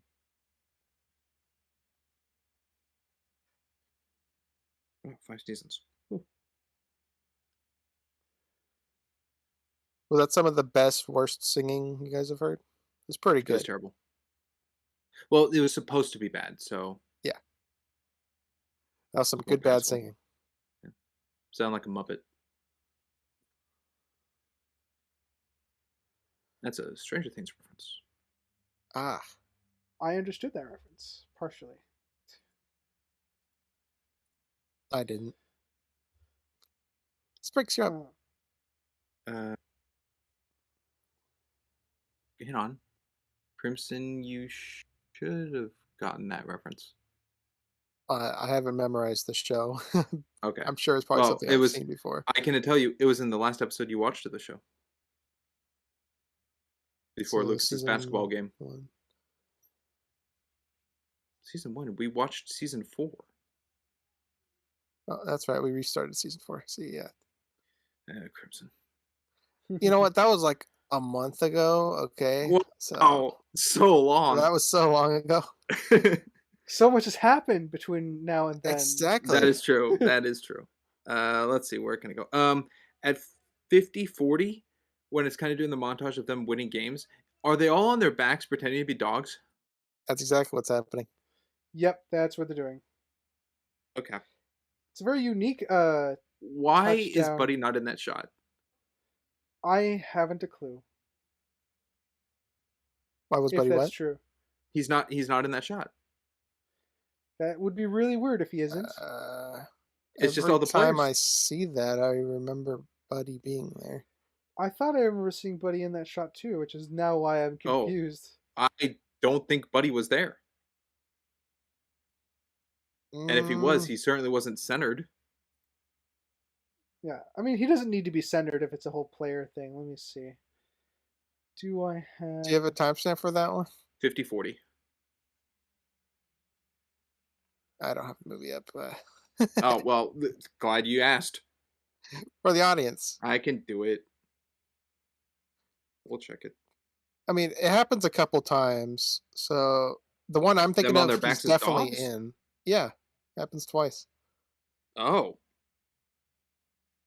I don't remember it happening twice. Did we Well, watch 2 different versions? doubtful. Well, that means that what you're thinking of, I definitely remember Buddy there. Look, oh, this also... I said 99. This came out in 98. Mistake. Yeah, Great I year. pulled up my screenshot of this scene because I do have the screenshot of it. Buddy's in the screenshot, so he's definitely in one of them. I don't remember the second team one though. I know there's one with just him and Josh celebrating, Josh. and there's one of where him and I think the rest of the team that I know Buddy's in as well. Have you gone back and verified yourself, Springs? I gotta go through an ad. Ah, All right, okay. I will go I to a can point wait. while you're searching then. I think uh, I like that when the coach asks Josh why he's doing this and making like giving Buddy pads and everything like that. He's able to turn the coach's advice back onto him and say, "I'm doing this for fun." And I like that coach just accepts it. Again, coach is a really good character, but I like that that's good enough for the coach to accept it. We'll see how this turns The out. message got through. Yeah. His lessons In a stuck. positive way. in a positive way. It's Yeah. not even manipulative. It's just him being a good person. Yeah, it's not him using his own words against him in like a, "Well, you said this," like, kinda like a blame thing. It was like, "No, you It taught was a me thought. It was a that this is thoughtful what to echo. do." Yeah, it was a Yeah. thoughtful echo. And I love the coach's smile because, again, he's here for the kids. So to know that he's making Josh's life a little bit better probably makes him happy.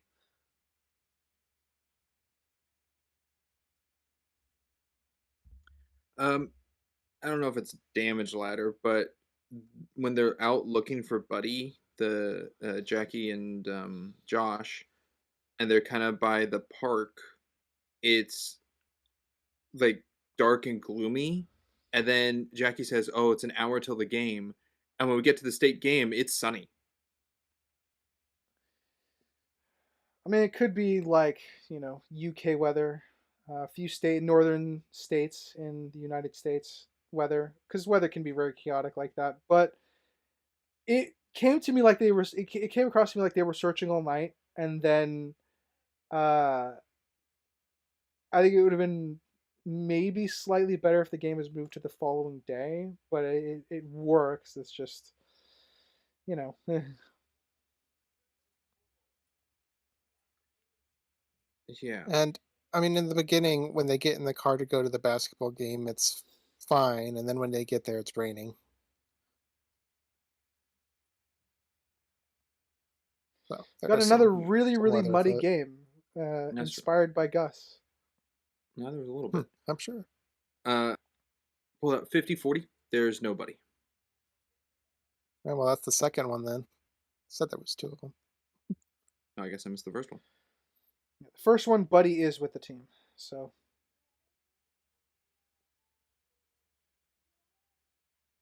I lied earlier. Did you now? I did. I have another newspaper point. You all right. Well, I'll I'm on accept it page for two of greater. notes. I thought I was done, but I guess I had another one. Just because you're the host, we'll allow it. But if there's anyone else, So, in one of the articles, it said today the Timberwolves broke the record for in division broke the record in their division for most points scored in a semifinal game with 28 points. Wow. That's a low score if I'm uh, thinking correctly, right? If it's a full we don't know how long the quarters are, do we? We don't know the full 15 start time. minutes. We see the Oh, start it is time. 15 minutes? Oh, Yeah. yeah, that's a pretty low score. To be a record, might I add, for a semifinals game. 28. The only benefit is that it was a low record for this school division. It might be a low. It might be the biggest record for this team, maybe too. And it said for a division, so that would be, I would imagine, all the teams within that division, right? No, divisions would be like, so we got like how many teams? Like 10 you lifted off, right? Something like that. Yeah. Divisions in the NFL are 4 teams. I would imagine high schools would range from 2 to 4. So maybe it is for the Timberwolves and the 3 other teams that are with them in their division. Maybe it is the highest scoring thing. So there is some leeway here, but I would still say it's pretty low scoring. And more on the article. Timberwolves 28 points broke the record of 27 earlier this season by the Herons, and was 1 point less than the finals record set by Syracuse. It was kind of blurry in 1955. So this record goes way back in time for this division. 28 in like 40 years. It's a pretty low score. I would say it's low scoring. But again, my definition of low scoring is usually anything beneath 20. That's just my personal experience. But high school games I'm less familiar with, so I'm just going to shrug. All right, Uh, that's only 4 touchdowns. yeah.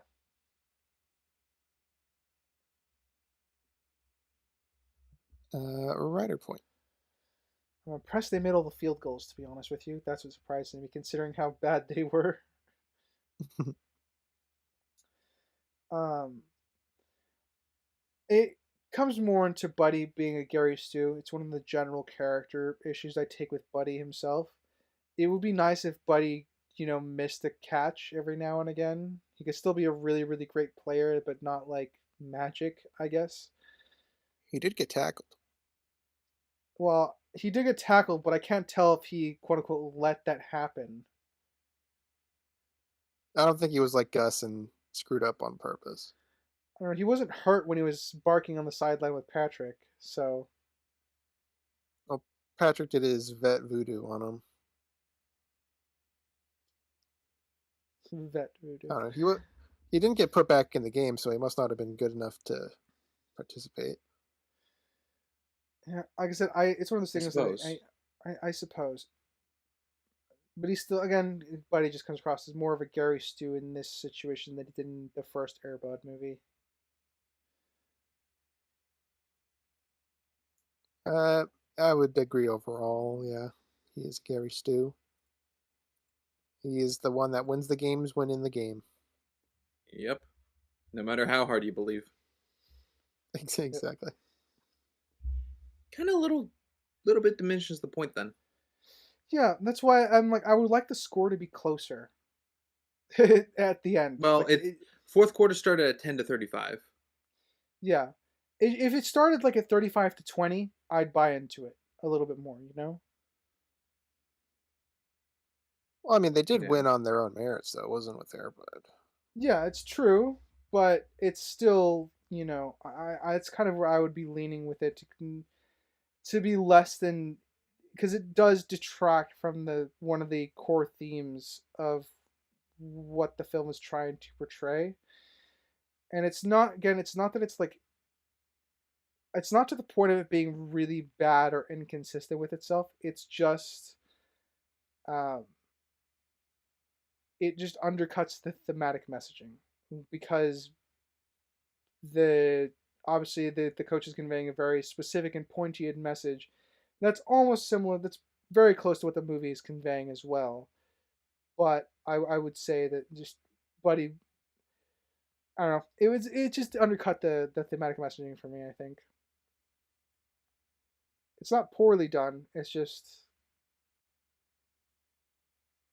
It's a little off. yeah. Something I didn't really care for was how quickly the mom just gave up on searching Buddy. Well, you got Josh the was big game to adamant play. looking and it's like, you'll be fine. We have a game to go to. And then Tom, during the game, like, it's okay, Buddy will come at some point. Josh is the one that's You gotta carrying that Buddy's believe. missing. Yeah, you gotta believe. gotta Kristen, you believe. don't understand. The game's more important than Buddy. I guess so. The dog that never runs away ran away. Oof. Well, it was Josh's first time running away, so matched. Yeah, and Jackie tried for Josh. I mean, she tried. She did walk around with Josh looking for Buddy, but gave up. Well, it does kind of make sense guessing that wherever Josh is where Buddy is. Mm-hmm. Yeah, I don't blame her for not noticing Buddy's gone. Yeah. When Patrick got Buddy and took him to the game, and Buddy runs out on the field in uniform, did Patrick put Buddy in uniform? He does I would come out from the imagine locker so. room, so yes, I'm gonna say Does that's. Patrick know where Buddy's stuff is? I have no clue. I'm not gonna go that far. Maybe Buddy does, because Buddy's smart. Buddy could poke his nose at wherever like his stuff is stored. But is the locker locked? I'm gonna go with I don't know. no. Kind of feels like one of those deleted scenes that's just not there. I can infer what But happens, Possibly. but yeah, maybe a nitpick, I guess. Sports lockers aren't usually locked, but well, in a middle school, no. in a middle school, nor in the NFL, at least within teammates, because that's how teammates prank each other sometimes. I don't know. I want to talk about the announcers. We haven't talked too much about them other than one of them being an actor. Well, I think I think they're. they both are. Yeah, I don't recognize the dementia one. I don't know. Well, his name in the credits is Pe- Phil. Phil. Yeah. Um, but I like their dynamic. It was pretty amusing having Phil just talk nonsense while you got Tim Conway actually trying to commentate a game. It was Dick Martin. Oh, Dick Martin from the Match Game. Oh, The match Dick game. Martin from the Lucy Show. All right. Like I Well, Love Lucy, legacy or actor. Uh, no, not I. Uh, I don't think I love the Lucy. Lucy show is after I Love Lucy, I think.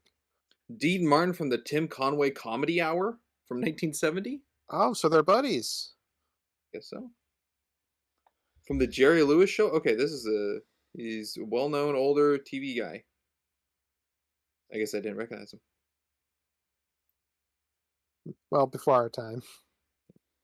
Uh, Now what if that was Don Knotts instead? I would have I enjoyed think it you would have more. blown your socks off. I think you would go I nuts. would have gone mental. I probably would have known though. Yeah. I'm sure you look at his filmography at some point.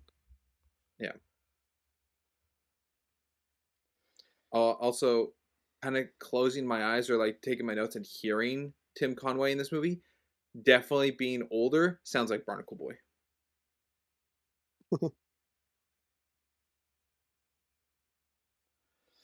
I will Mermaid and say, Barnacle Boy. yeah. Yeah. So, Crimson, why do you bring up Phil and Tim Conway? I just wanted to talk about them because we haven't really acknowledged them all that much, and I thought they were quite funny, bouncing off I each knew it. other. I wrote down Phil is Crimson level humor. I don't know how to take about that, but That he is the grumpy old men humor. They're like, wasn't that great, huh? What? That. where's the scoreboard? Yeah, the line of score more points than the other team and by golly, you're gonna win. That's great. That's a good line.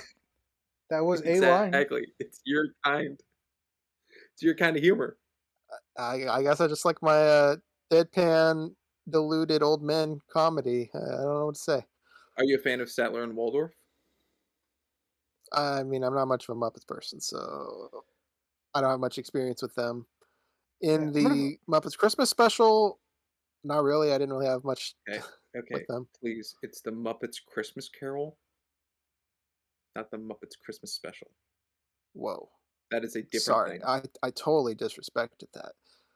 I'm sure I'll screw it up again in the future. Oh, I'm sure you will, Mister. I'll give it a 4 out of 10. It should have been a 3.5. Fire It's bird. it's No, it's it's a 4. it's It's a solid it's 4. it's okay. It's okay, Crimson. I find your announcers removable from this film. They weren't funny to me. Well, I they're found not they wasted Oh, screen time, so and they delivered important information on the game, uh, so yeah, no, isn't that crazy?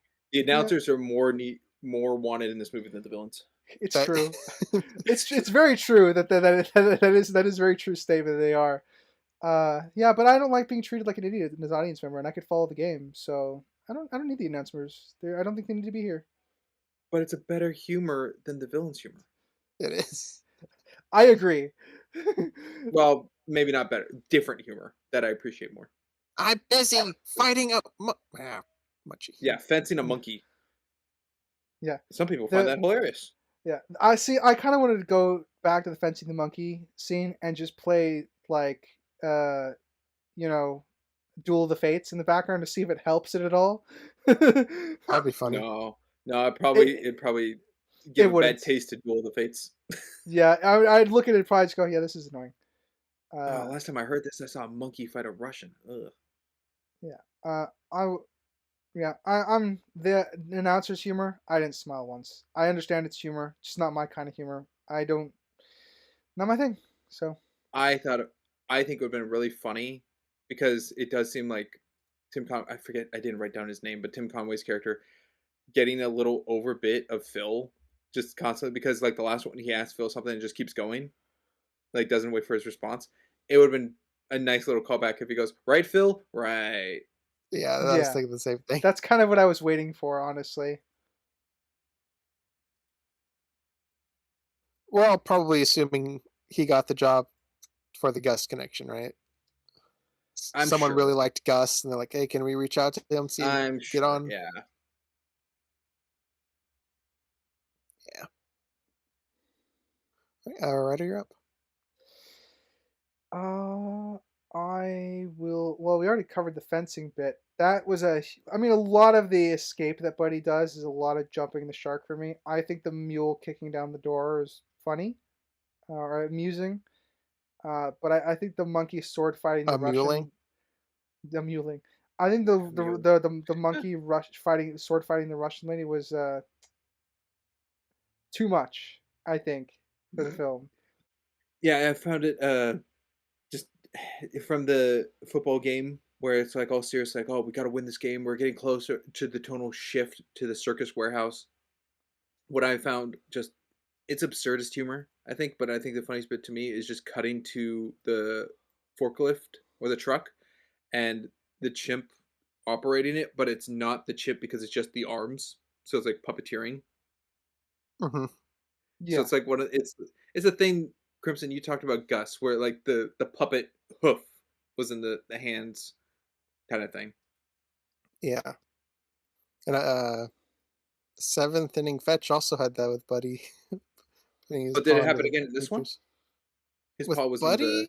I in don't the they all put their hands in and Buddy's paw was there. yeah. I think did that it was the seem only. puppet? It didn't really seem I puppet. don't know if it was puppet. It was very If quick. it was a good puppet.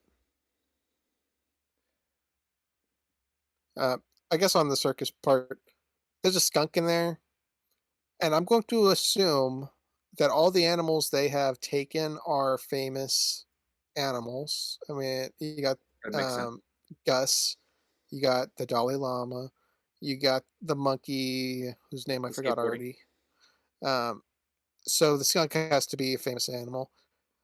Uh, Most domesticated skunks get desprayed, Not this so I one. don't know why this one has a spray. It's for Well, the that's the comedy. talent. Well, It yeah, that's very regrows true. it. Unless it's part of its act Yeah. of whatever it was originally. It sprays fire. It makes like I don't know. They put a candle next to it. Yeah. The flame throwing skunk. Now that would be an act. Do you think the chemicals in a skunk spray would change the color of a fire? That's worth a test right there. I'm I not have no testing it. idea. Go right What? ahead. I'm not in that test room. The Nope. fire would burn the smell away. It would leave nothing I don't behind. yeah. I'm Absolutely not. I would happily test it, but I would actually need a lab. I'm not doing that shit in my house. Write it down. I don't know how well I think it's finely written and not forcibly written that Buddy got injured on the field, and rather than calling in a doctor, they call in like, is there a vet kind of thing, and Patrick's there?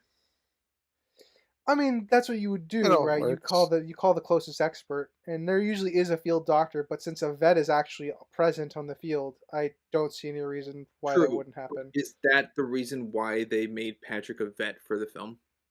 Because he could have had any other occupation.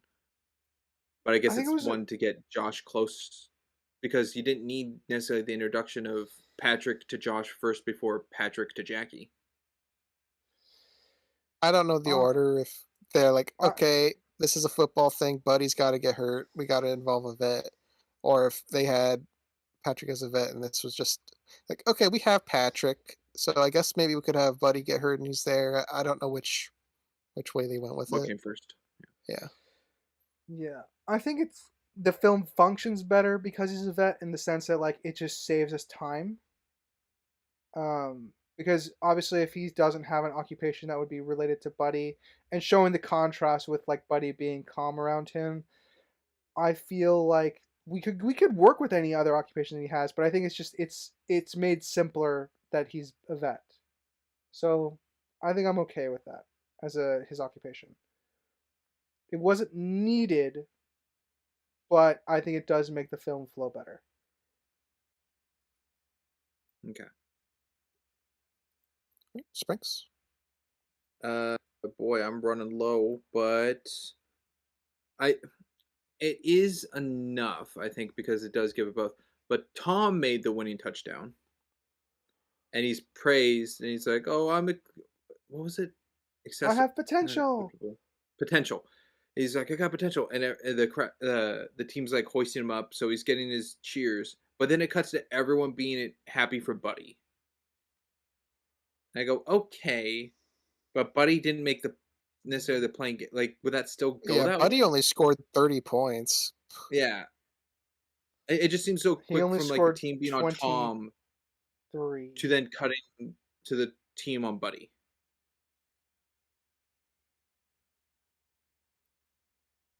And I guess it could be a continuity thing. I don't remember how drastic the cut is. I don't know. What I'm not a fan of is the angle of which he caught the ball because I couldn't tell if he was in the end zone.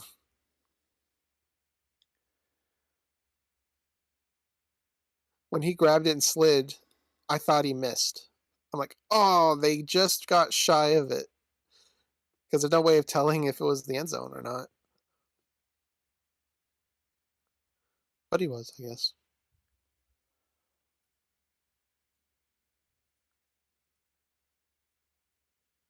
Ryder? Yeah, I'm sorry. I was thinking of what you were saying. I think I'm in agreement. It would have been better if we saw an angle from what they obviously want to hold back on the reveal because they want the reveal to be the referee sticking their hands up. Um, but I do think they could have made the shot a little bit better anyway.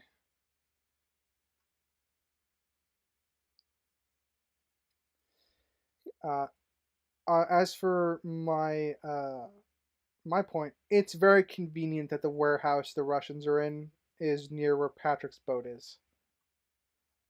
Yes, Yeah, definitely. I thought Lucky that Patrick was there at the time, too. yeah, I thought it was like Patrick's boat that they were about to crash into at the end, but I couldn't be sure. I don't think it was.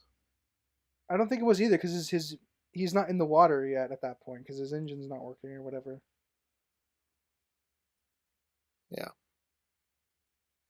But on that crash, why does the brake break? Did I miss something? Did the monkey play with it?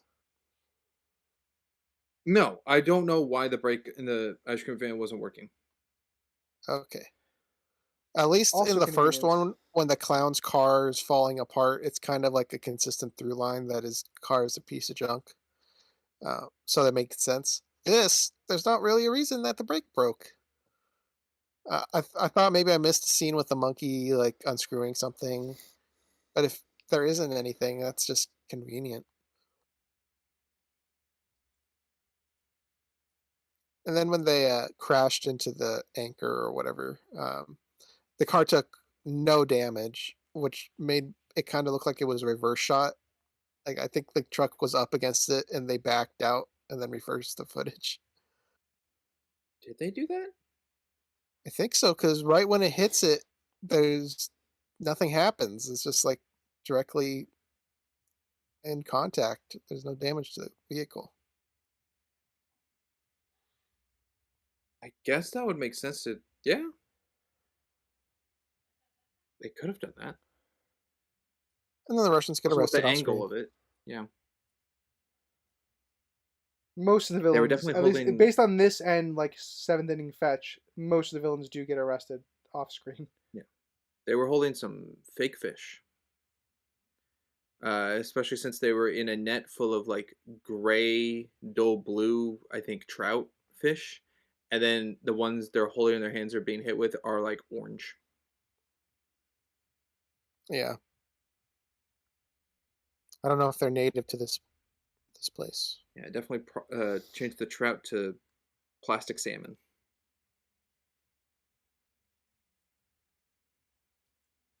I was looking through my notes. More of the funny Phil. Well, that dispels that rumor. What rumor? I don't know. Good stuff. Good stuff. Sprinks, you have one more, right? Uh, Man, that ending freeze frame didn't look the greatest. That was a bad last one. Yeah, All the other like slow mo catches looked way better than that green screen garbage at the end I there. don't know why. I find I it don't They know funny chose to either. go like that a more medium angle, I think, rather than a low angle. But because I think the low angles were to cover up things, so just use a sky backdrop look. But I don't know. I find it funny that the Seahawks receiver takes off his helmet as he stares in surprise that a dog is going to catch the ball. Mhm. Also, another 49ers Seahawks cameo in this film. And another reference to not Joe Montana, but the Joe Montana era. Um, Tom's like little nose cap that he wears. He directly references Jerry Rice, who's Joe Montana's famous wide receiver. Of Oh, course. Doy. There was also a name drop to Fred uh, Blittenkoff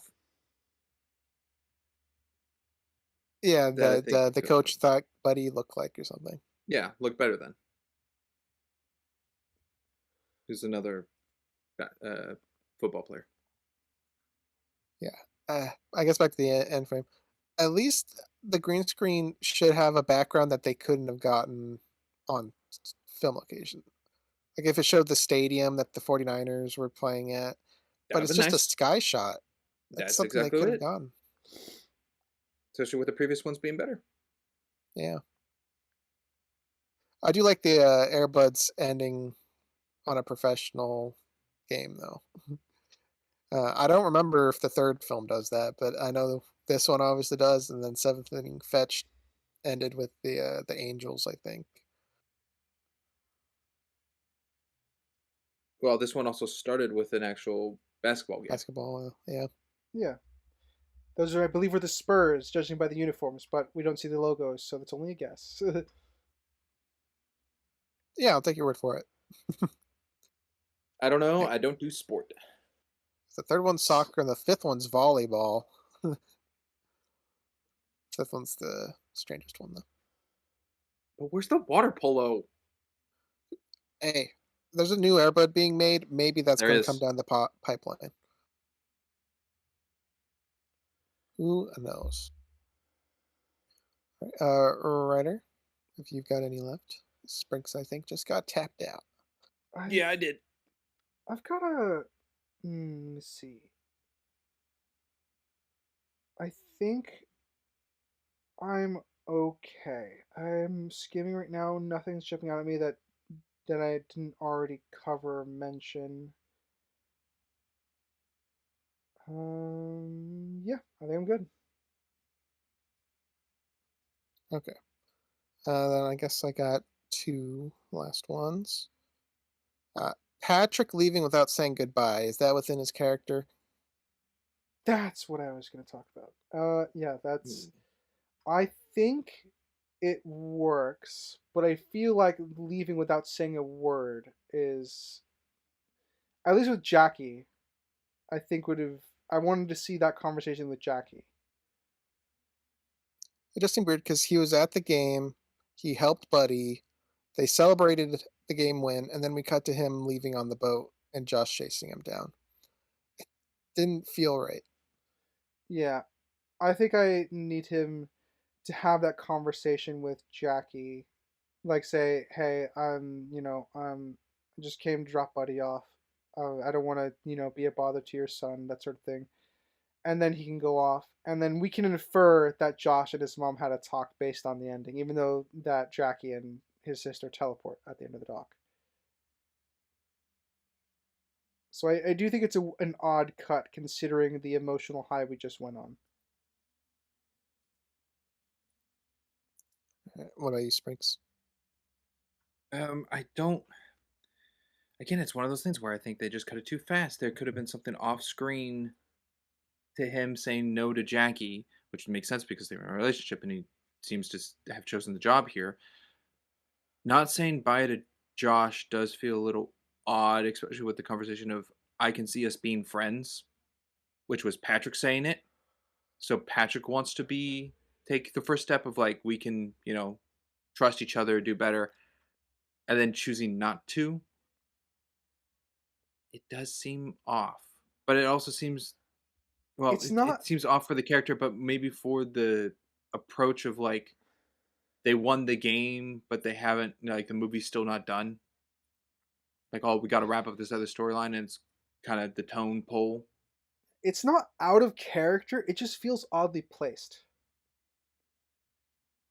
I feel like they could have just had the conversation at the stadium. I don't think we needed the pulling The away with the drama. boat. Yeah, that's Like kind of they where could be I'm at as well. celebrating, and then Josh looking up to Patrick. You don't really have to go, or something along the lines of like he's feeling comfortable with Patrick. I Uh, think it would have been better if we see Jackie saying like Josh has changed his mind and he's with Buddy, and we see Jackie off on the pier hugging uh, Patrick goodbye, and that's what Josh is seeing. And Josh gets on the boat and leaves, and then Josh goes and he tells his mom no, well, and he turns around and then he hugs him. That way, that shows why Jackie's there and doesn't appear out of nowhere. There is a goodbye already established that he said it to Jackie, didn't necessarily need to say it to Josh. if you still want to tie it to the boat, that works. But I don't think because then you'd have to establish the conversations of them getting to the boat and all that, which I feel like would be necessary. Get into the boat. Well, we already have Josh and Buddy running to the boat to go get Patrick. Yeah, which is part of the weird part of him just ditching them to go to the boat. I feel like this would all be better at the stadium. I don't know. I Um, kind of like the isolation that's just them. The stadium's too many people.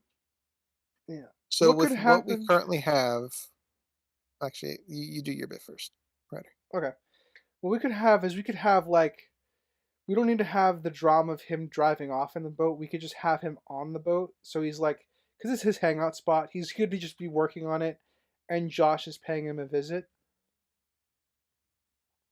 after the game. So it implies that maybe like they had a brief conversation at the game, but they didn't really solve it. Like they just exchanged simple nods or something like that.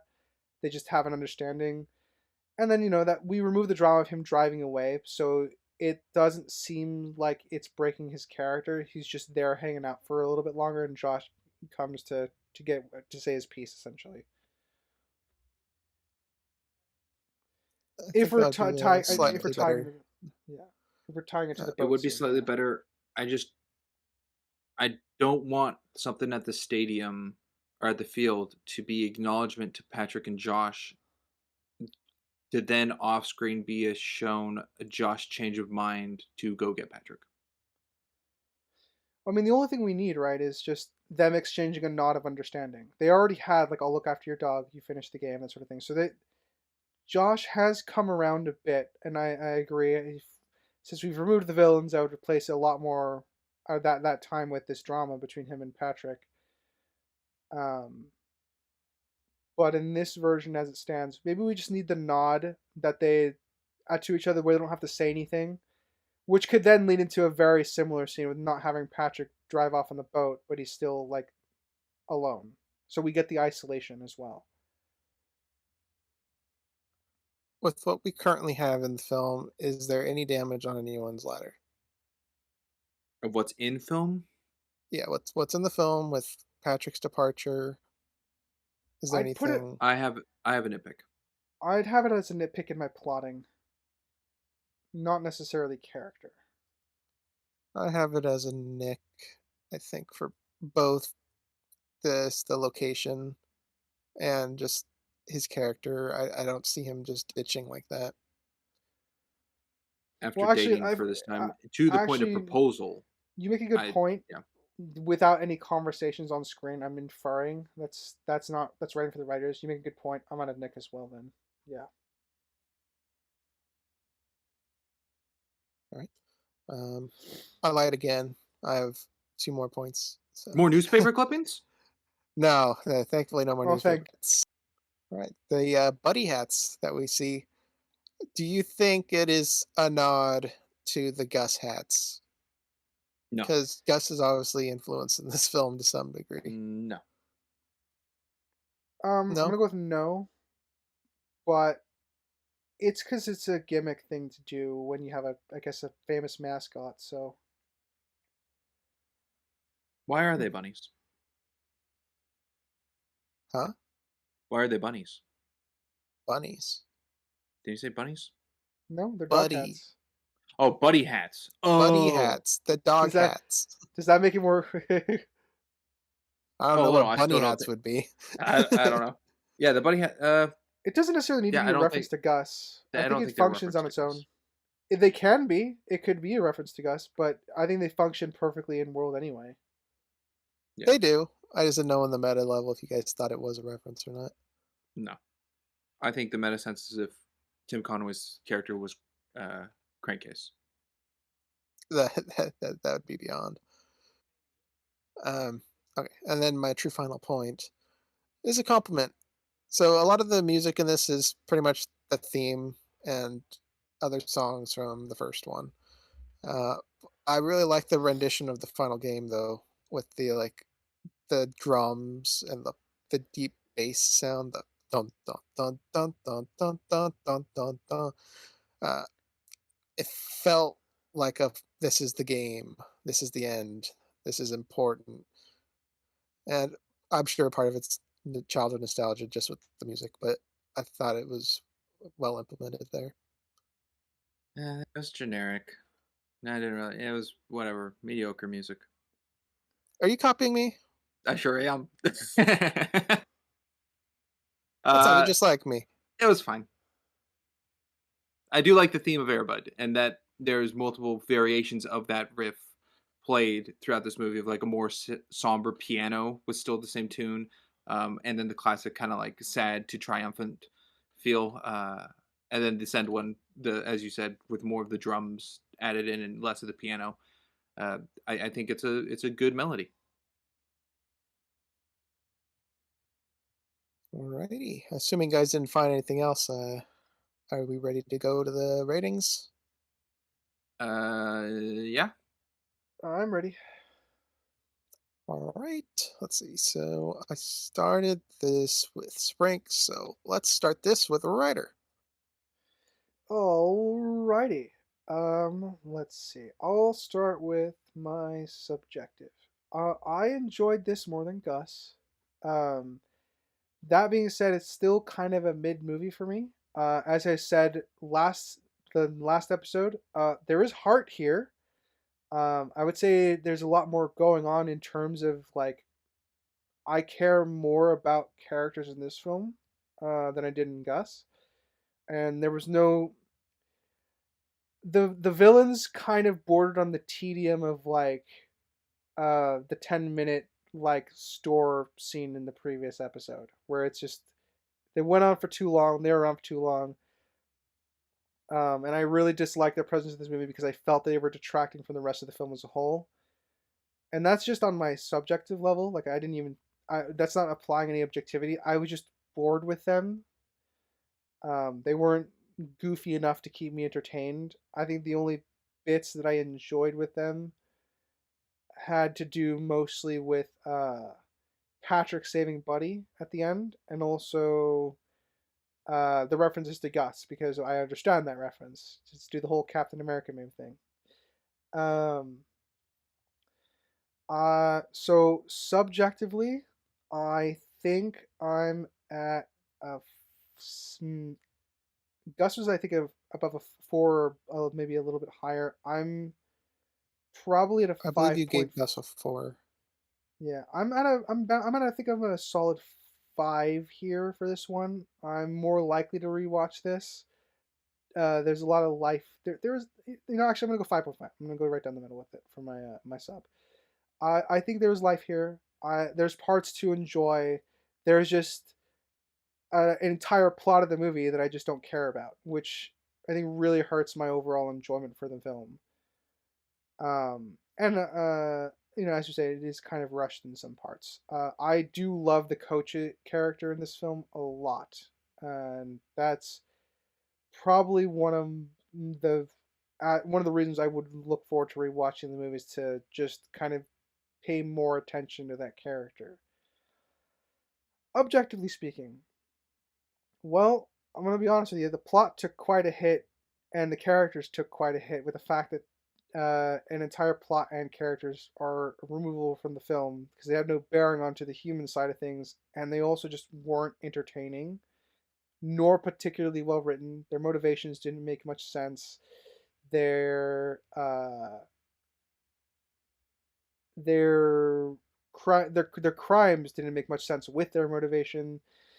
They waste a lot of screen time, and it I think is one of the biggest wounds in the film.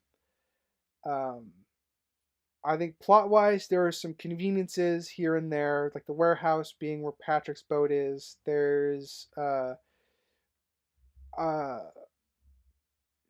mm, I think there is a little bit of convenience to Josh picking a train to be his choice to get away, but I actually don't have any issues with the coach showing up because that is actually set up with that in the dialogue and also the mom calling him. Um, I think there's plot armor for Buddy because Buddy is a Gary Stu as we've talked about. Him getting tackled at the end, it's a nice touch, I guess. There's I think the world building outside of that is okay for the most part. I would say uh, Buddy being widely accepted as like a superstar dog, especially since he snuck onto a professional sports game in the first film. It's a little weird that the town isn't as familiar with Buddy as they should be. But there are some inferences I can make, but I'm still feel like I'm stretching and writing for the writers, so I'm still gonna be nicking that. Um, and I would say, plot wise, I think this film has a lot going on in a good way. I do think there's a lot of good foundational stuff with the plot between Josh and his new his mom is dating around, and he's still kind of not over the death of his dad. There is a lot of depth to be had there. Same with the coach, just being a good character. Same with Jackie. Jackie's more one-dimensional in this film, but I do think there's a lot going on with her in terms of just trying to restart her love life. Because the drama is more on Josh and Patrick with that regards to that. One thing I didn't really talk about in the film that I really liked is like how the film takes its time to show that Buddy is really good at cheering up Josh. So the scene where he's super depressed over Patrick, but Buddy cheers him up by catching a football because he can, quote unquote, play football, even though it's just another version of catch. I do quite like that a bit, and it just keeps up the strong relationship they've had from the first one. So thumbs up on that front. Um, and on from that to the characters, I think there are some nicks, villains aside, that can be spread into Patrick. I would say Jackie is a little bit less of a character than the first one. I would say my issues with Buddy still transfer over from the first one, but I am accepting the world building aspect of it here because it's just kind of generally accepted. Josh, I don't think he's ever out of character. I don't think he has any nicks either that I can think of. I might be forgetting something. But overall, I think I'm at a solid 6. I think there's a lot of damage to be had here, but there's also a lot of really well done stuff, like with the coach and Josh. Josh's dynamic with Patrick. Even Tom's kind of being a background side character. I would have had issues with him catching the final ball, but they set up the fact that he is catching balls in games that also include Buddy. So I think the film, what it does well, does really well, and what it doesn't, being the villains, I say, you got my piece on that already. So I think I'm at a 6 objectively. Alrighty then. Let's go with Sprinks next. Oh boy. Let's start with my objective. I think the acting in this movie is okay. I think the cinematography in this movie is mostly okay with some wild stuff. The beginning stuff is crazy. To the point where I think it does cross a little bit of a line of just how like goofy it is. It kind of feels like 90s Nickelodeon commercial kind of feel. Uh which I don't know really the tone of this other than it's like, wow, it's crazy that the basketball dog from the previous movie is on a basketball court, which is I don't get. Um I don't get the zaniness factor that needed to be included with that. With like the 3D camera zoom on Josh going, "Oh no!" Like it was weird. So cinematography overall, just give it a passive okay. Music I think is very good. Music's actually probably one of the highlights in the movie. I think the coach is one of the highlights. I think it's weird. The tight writing to time I think is a great thing with Patrick and Josh, and the coach and Josh is really good, but it does get affected kind of by the pacing of the movie, and I think the pacing is really bad. It feels very clunky. Like these are three stories all in one movie, and two of the three are intertwined with the romance of introduction of Patrick into the family and then the football stuff, whereas the villains aren't really intertwined with those other two. And I think this would have been more adhesive movie altogether if they were. Like if the villains were like knocking on the door and they're like, "Oh, ma'am, do you have a dog? We'd like to take it down to the vet." And she goes, "Oh, actually, no, a vet." And like, "Oh," and then they try to get Patrick out of the picture so they can help Buddy and be the vet to capture Buddy, something like that. So they're more integrated would have been good. Um, but the I guess costuming's fine. The costume they have for Buddy works, given a dog padded shoulders, and he was able to walk around fine. It didn't look too clunky. Um, the setting, nice setting. I think it's the same place as the first movie, pretty much. I mean, the house is the exact same.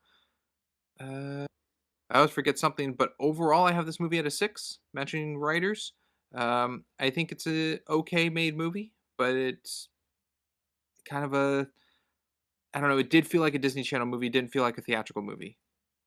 So, subjectively, I also agree with Ryder. I like this more than Gus.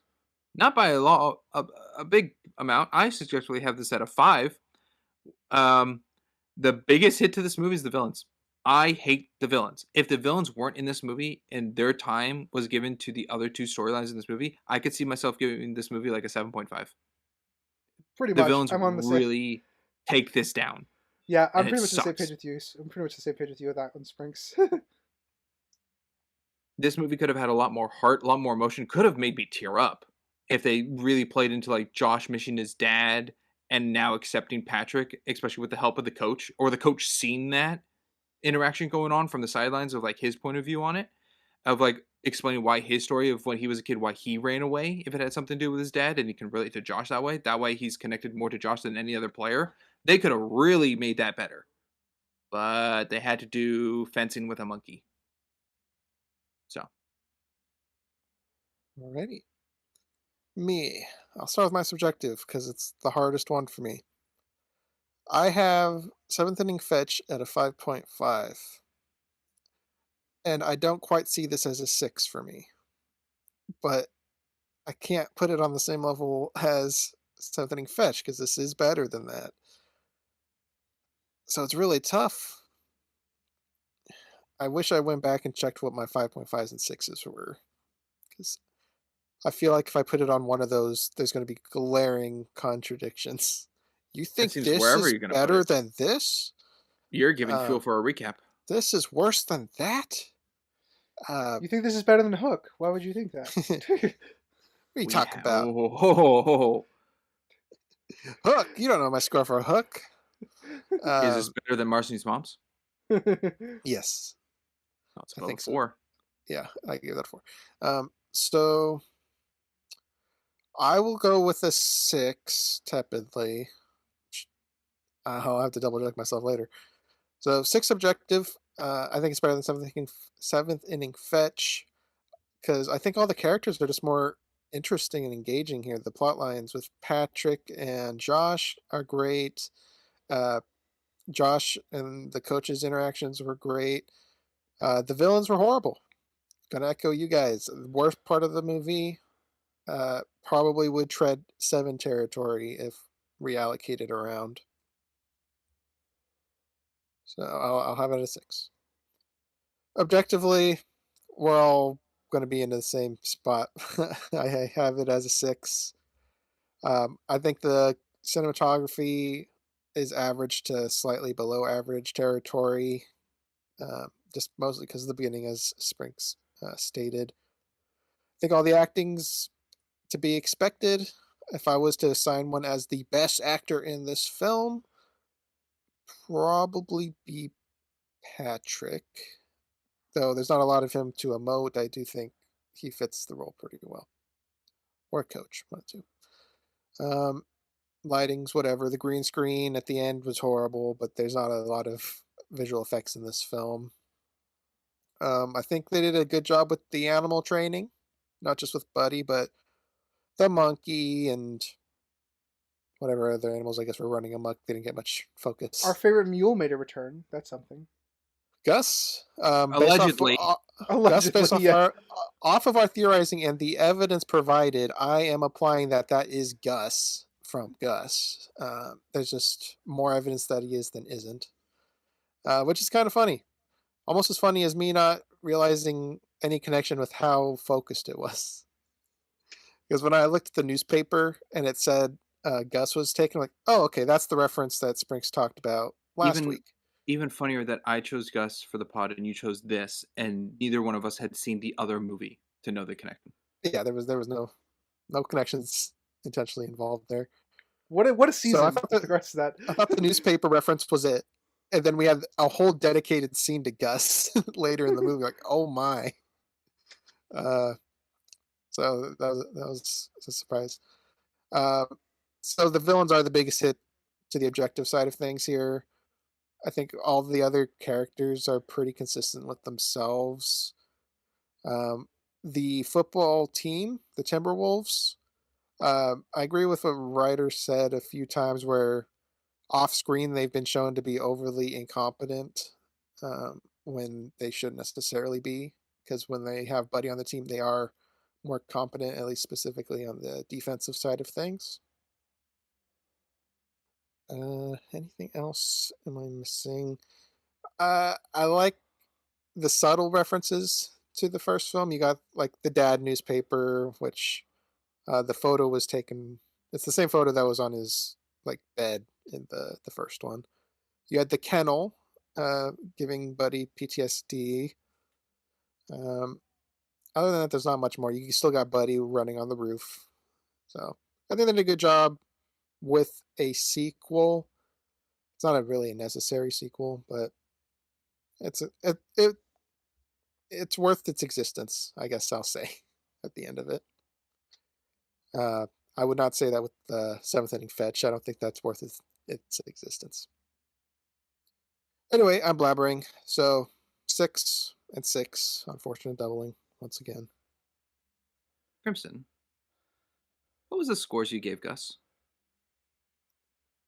Gus, oh shoot, that just happened too. I think I gave Gus a 6 subjective.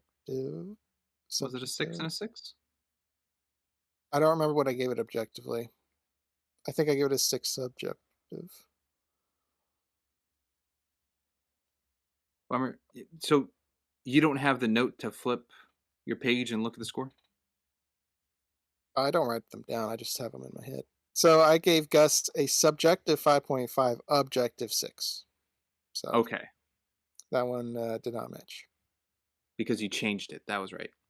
You went down. I did change it. Okay, because I was about to say you would have equaled out Gus and Golden Receiver to be matched. I'm a bit more happy that I picked a 6 and not the 5.5 because I don't think they are the same. Okay. That's fair. Also, I remember bringing it up in Seventh Inning Fetch. We had a conversation on it. Golden Receiver is a much more matched title or a subtitle to this movie than Seventh Inning Fetch. Yes. Because if I recall, we didn't know what the Seventh Inning Fetch was. There was no seventh inning fetch, so I think the next one's like World World Pup Pup? or something. Yeah. Soccer. Now you That's better go to cute. the World Cup then. Yeah. Yeah, I guess we'll Yeah. find out. Yeah. Well, FIFA is all around the Will world we? audience right now, so I you don't can know. find out. Anything's on the table. You're a big hinter. All right, Could be 10 years from gentlemen. now. Who knows? Yeah, Good. gentlemen. Shall I read us out, or is there anything else? Well, Stay tuned because we are not done with football yet. That not is not true. exactly. No, there's something next week, and then the following week after that will be that Monday. We'll have the recap for the football, and then we'll have episode 200 on that Wednesday. So episode 200 is not next week,